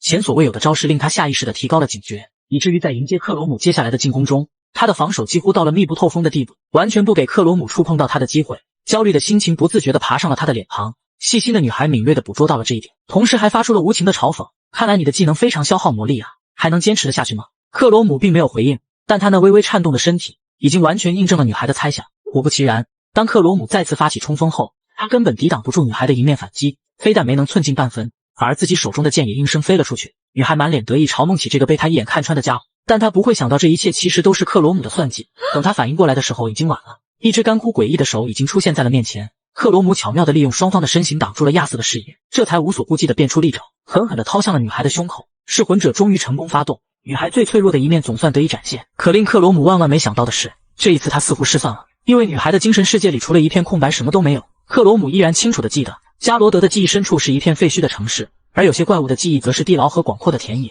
可像这种白色虚空他还是第一次遇到。原本他还想借此了解女孩的一切，但现在看来这些显然是不可能了。直到一个女孩的背影突然闯入他的视野，克罗姆似乎终于发现了突破点。小女孩看起来非常的悲伤，嘴里不停地呢喃着治疗治疗，听得出来结果似乎并不如意。于是好奇的克罗姆想要上来一探究竟，可眼前的一幕却让他有些不寒而栗。只见地上堆满了各种染血的道具，以及被拆解的支离破碎的老鼠尸体，而女孩真正想要复活的，竟然是一只被改造成2个头的老鼠。原来男人是在窃取女孩的记忆碎片，虚幻的世界本就不该与她产生交互，可不知为何女孩就像是能看见自己似的，转过头来就这么直勾勾地盯着自己，以至于现实中的克罗姆顿时头痛欲裂，趴在地上久久不能平复自己的心情。他不明白这女孩到底经历了什么，她的内心除了孩子般天真的残忍，竟然没有丝毫其他的情绪。而此时的女孩似乎也察觉到了异样，虽然不知道这个男人对她做了什么，但她绝不希望自己受到任何的威胁。克罗姆暗道一声不好，尽管已经第一时间捡回了剑，但还是为自己的分心付出了代价。锋利的镰刀毫无悬念地划向了他的身体，巨大的余力甚至还将他击飞了出去。精神与身体的双重打击下，克罗姆竟一时间没法回过神来。难道这样就要结束了吗？女孩用奚落的眼神注视着地上的克罗姆，此时才站起身来的克罗姆终于明白，自己引以为傲的幻影对女孩根本不起作用，眼下唯一有效的就只有解除伪装，恢复怪物的力量来击败他。可亚瑟看到了势必会大吵大闹，到时候搞得小镇人尽皆知人心惶惶。在目前怪物入侵的紧要关头，这种混乱无疑是更为致命的打击。可要是再这么继续僵持下去，只会让曾经的一幕再度上演，进也不是退也不是。克罗姆真的是要纠结死，而同样纠结的还有亚瑟这个二货。尽管他实力不济，但明眼人都能看得出来局势已经倒向了魔女那一边。可他到现在还在纠结克罗姆到底是不是来杀他的。好在有一点他算是想明白了，那就是实力强悍的魔女杀掉克罗姆之后，自己同样是难逃一死。于是难得的大局观终于跳进了他的脑子里。亚瑟掏出仅有的一颗魔法石，并将自己为数不多的火系魔力全都灌注了进去。就在魔女全神贯注攻击克罗姆的时候，他成功的将其丢了出去。幸运的是他精准命中了魔女，但不幸的是这次攻击并未对他造成有效伤害，反而还招来了魔女的仇恨。对待这个不礼貌的家伙，女孩决定优先处理掉他。于是倒霉的亚瑟就这样又挨了一刀。看在眼里的克罗姆满是惊讶，他没想到亚瑟竟然能选择帮自己，但很显然他的生命也正因此变得岌岌可危。千钧一发之际，一道蓝芒伴随着金属碰撞声闯进了女孩的眼睛。等她的视野恢复清明后，这才发现竟是一个长相怪异的怪物挡下了自己的镰刀。女孩的第一反应倒不是怕，反而是疑惑，因为她很肯定自己并没有引来这样的怪物，所以她到底是从何而来的？难道是那个家伙？女孩的猜想很大胆也很正确，只不过眼下她可能更需要将注意力放在战斗上。有了怪物之躯的加持，克罗姆的力量暴增，不仅轻易破开了女孩的防守，还在对方退出攻击范围前反手一击划开了她的身体。随后反应过来的女孩这才连续几个跳跃脱离了战斗。女孩能明显感受到对方变强了许多，不仅是因为这只怪物多了几只手，最关键的是对方还拥有清楚的自我意识。正常来说怪物都是暴虐和混乱的，但他却完全没有被深渊的仇恨和欲望所控制。对于这样一款神秘的物种，实在很难不让人惊叹。女孩甚至觉得连那位大人恐怕都未必能预料到，不过这丝毫不会影响她接下来的计划。只见女孩双手握紧了武器，随着晦涩难懂的咒语在口中吟唱，脚下骤然出现了一个能量浓郁的魔法阵，那是女孩最强大的禁忌咒术——不朽的恶魔。这是一种以透支生命为代价，加速能量在体内循环，从而让施法者立即恢复所有伤势的同时，还能获得全方位的属性提升。女孩也没想到自己会被逼到全力以赴的地步，但毋庸置疑的是，接下来的战斗可不再是游戏了。怪物先生，话音刚落，那锋利的刀刃就精准无误地扎进了克罗姆的手臂里，但也仅此而已。还不等女孩得意地笑出声来，镰刀的尖刃就被卡在了肉里，再难寸进半分。那是因为克罗姆的另一只手正死死地抓着刀柄。果不其然，这又是克罗姆惯用的伎俩，而事实证明这的确非常有效。被钳制住的女孩连反应的时间都没有，就被克罗姆的第三只手狠狠地划伤了眼睛。然而变态的女孩并没有因此受到打击，反而是剧烈的疼痛令她兴奋到了极点。就算被夺走了武器，她也并不在乎，反正永生能让她无限地消耗对手。说着，那原本被一分为二的眼球竟开始诡异地蠕动起来，仅仅是几息之后便已经恢复如初了。但也就在这时，那柄巨型镰刀突然朝着女孩飞了过去。女孩满脸的不可置信，她以为那个家伙是费了好大的劲才将自己的武器夺走的，所以她不理解对方为什么又要将武器还给她。那是因为女孩根本不明白，克罗姆现在的实力已经远远超出了她的想象，她可以选择任何一种方式击败他，所以克罗姆其实压根就不在乎那把武器。至于接下来，无论女孩拥有何种神奇的生命能量，克罗姆都会一一将其击得粉碎。来自怪物勇士的拳头疯狂锤击着她的身体，可女孩非但不觉得痛苦，反而兴奋到了极点。毕竟已经好久没人能够逼出她的底牌了，而且还是来自这么一个前所未见的生物。她简直不敢相信，竟然还有不被本能所控制的怪物，甚至她还一味地保护着人类。更何况躺在那儿的人不是还袭击了你吗？怪物的行为实在令人匪夷所思，但也让女孩因此变得更加疯狂。而克罗姆从始至终都没有理会过女孩的喋喋不休，不过他手中的攻击也从来没有停过。他才不信对方的生命能量真的是永无止境的。直到又是一拳狠狠地击中了女孩的下巴，折断的脖颈清晰地传来一连串的碎裂声。可仗着有恢复魔法的女孩，态度却一如既往的嚣张，左手揉捏刚被治愈好的脖子的同时，嘴里还在不断地嘲讽着怪物的无知。可下一秒，随着眼前快速掠过一道光影，女孩的左手就这么飞了出去。然而事实却还远不止于此，因为被拦腰斩断的还有她的身体。当她满脸诧异地感受到来自腹部的疼痛时，她的上半身已经渐渐倒飞了出去。任凭她的治愈魔法再强大，在捡回下半身之前估计都很难复原了。女孩的生命在急速流逝，显然已经活不久了。于是克罗姆回头准备处理亚瑟的事情，可就在他抬起腿准备要走时，女孩竟然凭借仅剩的一只手，硬是跳上了克罗姆的肩膀。对于这个胆敢在自己面前放松警惕的家伙，他死也要拉他一起下地狱。说着就张开他的樱桃小嘴，是要给克罗姆致命一击。然而悬殊的实力面前，一切不过是徒劳而已。克罗姆揪着女孩的脖子狠狠地砸向了地面。此时的女孩已经奄奄一息了，感受着即将走到终点的生命，她倒是没有一点悲伤，反而开始替眼前的怪物感到悲哀。要是你能抛弃理智就好，其实活得像个真正的怪物也挺好的，毕竟无论你如何讨好人类，都不可能得到他们的爱。被重新拉起来的女孩满眼玩味地看着眼前的怪物，至此她也从来没有屈服过。但她不知道，克罗姆的愿望从来都不是成为英雄，获得大家的关注，他只是想在这混乱的时代里，尽可能地减轻人们生活中的痛苦，哪怕只有微不足道的一点，这就是他所希望的一切。随着女孩的脑袋爆裂在这僻静的小巷里，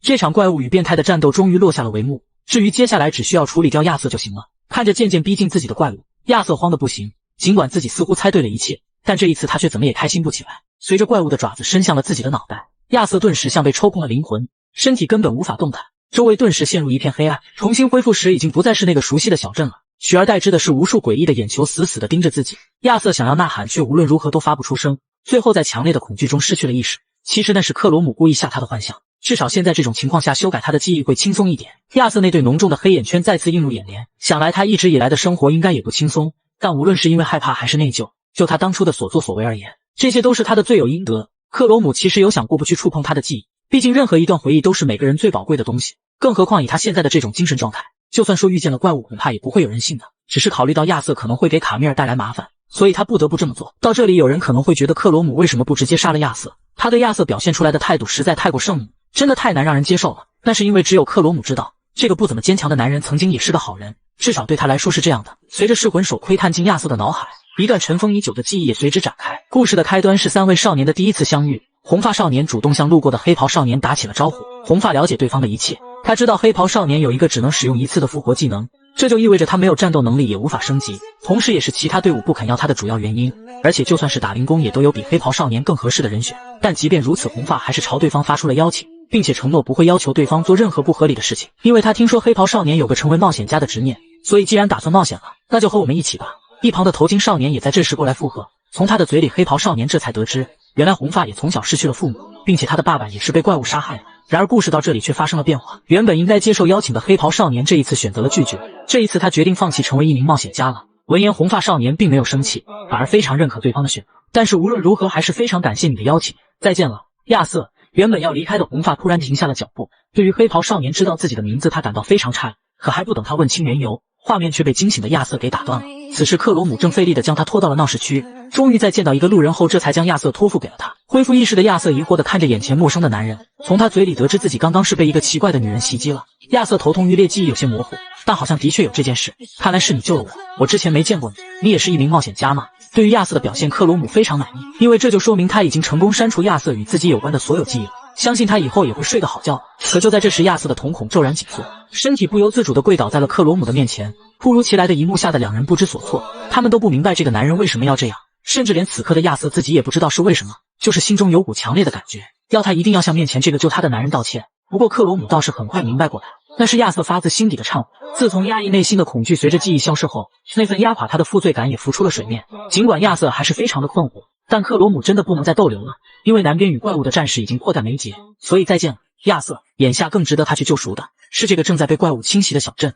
虽说三眼白狼的等级并不算高，但架不住他们的数量实在太多，这让本就不算强大的士兵，这下连士气都彻底丢了。人类一方很快就陷入了劣势，他们能做的就只有尽快疏散妇女儿童。然而随着一声高亢的吼声传入耳朵，男人这才真正意识到了事态的严重，因为那显然就是地下城里的领主啊！他的出现就意味着原本的地牢失去了避风港的作用，因为那里不再有源源不断的黑魔法，取而代之的是怪物们会跟着领主这个魔法源一并闯进这片人类的生活区，所以想要在更多的怪物抵达这里之前，就必须要尽快干掉这头黑狼。可问题是，他一个普通人凭什么？光是看着怪物那遍布全身的眼睛就让人感到发怵。男人深知自己不是这些怪物的对手，但为了自己的家乡，他还是选择正面迎接可能让自己粉身碎骨的一切。而也正是这个时候，一位年轻人率先挡在了前面。大叔，你能往后面站站吗？男人看出了小伙的意图，可哪怕是自顾不暇了，他还不忘劝退小伙。无论你是谁，也不可能独自对付这么多怪物的。然而实际行动会替克罗姆证明一切。说话间，两只三眼白狼已经扑到了跟前，而克罗姆只是轻描淡写地挥动起手中的利刃，他们就已然是地上的两具尸体。经验是一如既往的少，但惊讶却一点也不会少。男人看得目瞪口呆，简直不敢相信自己的眼睛，以至于他不得不猜测起这位年轻勇者的真实身份。此时他们已经被更多的怪物团团包围，但男人的内心不知为何却没有半点慌张。刚刚的一幕再度上演，唯一不同的是地上的怪物尸体更多了。对付这些小怪，克罗姆根本毫不费力。尽管中间发生了点小插曲，但也无法对克罗姆造成实质性的影响。克罗姆调转剑柄，狠狠砸向白狼的狗头，紧接着一记斩击轻松带走了这只狼崽。如今有了噬魂者的魔力补给，克罗姆完全可以肆无忌惮地使用再生，两者的相辅相成，这下就算来再多的怪物，他也能全部消灭。再加上这些小狼崽的等级并不算高，克罗姆甚至都不需要展示他的怪物形态。少年勇者的强大，大家都有目共睹，村民们的眼里又重新燃起了希望。有了这位强大的冒险家的加入，相信小镇很快就会摆脱危机的。只是其中有一人却突然停住了脚步，那是亚瑟的队友头巾男。他被眼前这位英雄的长相惊呆了，他与克罗姆长得真是太像了，是克罗姆活下来了吗？但头巾男很快又否定了自己的想法，因为克罗姆根本不是白色的头发，他也没有如此强大的力量。更重要的是，他从来没有过这样一副冷酷严厉的表情。片刻的胜利就冲昏了这些人的头脑，殊不知更大的危险已经悄然而至。随着一声巨大的撞击声，一个漆黑的身影缓缓从迷雾中走来，那遍布眼球的身躯赫然就是地牢的领主芬里厄。亲眼目睹着遍地的同伴尸体，芬里厄顿时怒，随便一个甩尾更是爆发出恐怖的破坏力，所有人的情绪再次前所未有的紧张起来。但即便如此，他们仍旧选择誓死迎战。只不过克罗姆还是那句话，你们能往后退些吗？芬里厄爆发出来的气势的确很唬人，但在克罗姆面前却根本不值一提。毕竟芬里厄只有46的等级，远不及加罗德亦或是泰坦魔猿的恐怖。克罗姆只是轻轻抬手一剑，便成功在他的身体上划开了一道口子。吃痛的芬里厄下意识地后退了2步，不知道为什么，眼前这个人类总有一种让自己打心底发颤的感觉。后来的事实证明，他的直觉的确没错。几轮交锋下来，芬里厄非但没有取得半点进展，反而把自己累得气喘吁吁。反观克罗姆，一手是魂，一手再生，打了这么久，状态依旧是饱满如初。且不说克罗姆的等级还要高上许多，至此芬里厄终于意识到了不对，连自己最擅长的耐力都失去了效果，再打下去也是没有任何意义的。当即他转身就想逃跑，然而他似乎忘了这是人类的地盘，村民们虽然没有击败他的实力，但想办法困住他还是不算什么大问题的。早已准备好的锁链不断缠绕起怪物的身体，很快芬里厄就被五花大绑了起来。但与此同时，周围的环境也突然发生了变化。黑暗中，芬里厄极力的呐喊，可似乎并没有什么效果，反而是不知何时突然出现了一个连他看了也害怕的怪物。芬里厄瞬间吓尿了，在想拼命挣扎时，骤然发现一切又恢复了原样，只是不同的是自己的脖子又多了一道口子。然后芬里厄再也支撑不住的倒在了地上。随着领主芬里厄的倒下，新一轮的地牢灾难也彻底被扼杀在了摇篮里。但克罗姆却是一点都开心不起来，因为今晚这一系列的突发事件里，仍有许多解释不清的地方。就比如那个女孩为什么要将怪物引进小镇，由于克罗姆当时根本没有时间审问她，所以这背后的具体原因也无从得知。但能肯定的是，他的身上应该可以找到相关的线索，只不过在回去之前，他可能得先处理掉这些炽热的目光。大放异彩的克罗姆显然已经成为了此刻的焦点，所以他只好提醒大家，小镇可能还残留有其他怪物，以此来分散大家的注意力。当然这话也并不是没有道理，现在的确不是可以放松的时刻。于是被一致认可的想法很快得到了执行，这才让克罗姆有机会逃离众人的目光。然而意外的擦肩而过却让头巾男再次陷入了沉思，因为他真的和克罗姆太像了，除了表情和气场外，他俩几乎是一模一样。但无论这是不是真的，有一件事他是十分肯定的，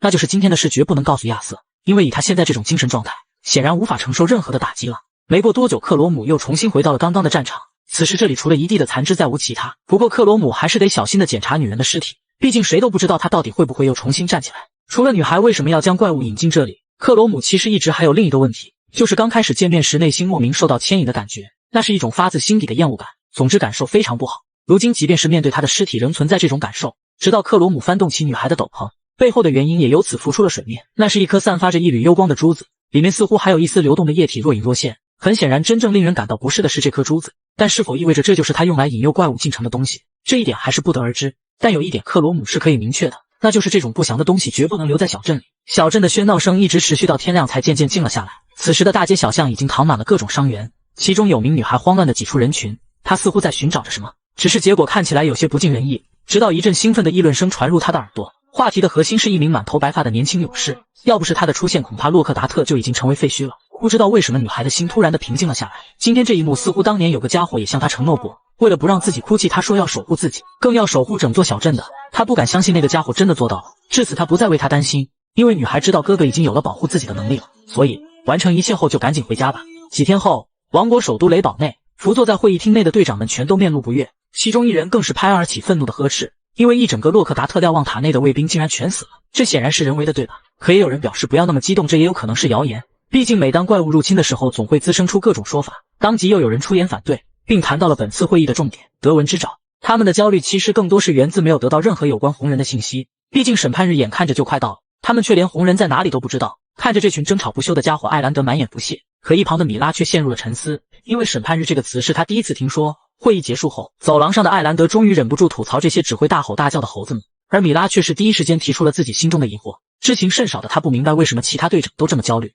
他只知道大家口中的红人就是一个脸上有红色胎记的人，而且他很有可能参与了这次的怪物袭击，只是大家都从来没有正式寻找过他，甚至连红人究竟是否存在都还不确定。但米拉相信队长应该知道更多的隐情，过度猜测可是会缩短你的寿命的。艾兰德毫不留情地教训起这个小妮子，不过对于这名自己最信任的手下，他最终决定还是让他参与进来。我想你应该知道，100多年前有位乡下的城主利用某种邪恶的手段控制了怪物，并带领他们向都城发动了袭击，而那名城主的幕后黑手就是当时的子爵艾洛斯大人，一个拥有红色头发和红色印记的男人。闻言，米莉顿时爆发出不可置信的惊讶，难道他就是那名红人吗？可那不是100多年前的事情了吗？艾兰德并没有理会，而是继续说道，300年前，一个宫廷法师因为诅咒了全镇的人而被处死。对于这件事，我们不知道是否真实存在，更不知道那名法师的具体名字，但据说他的头发红得像火，脸上还有严重的炎症。听到这里，米拉已经被震惊的说不出话来了。可更令人震惊的还在后面。1000年前有一位神赐福于人类，多亏了这位神人类才可以不用惧怕怪物。但根据一处经文记载，这道祝福的影响太大，以至于破坏了世间的平衡，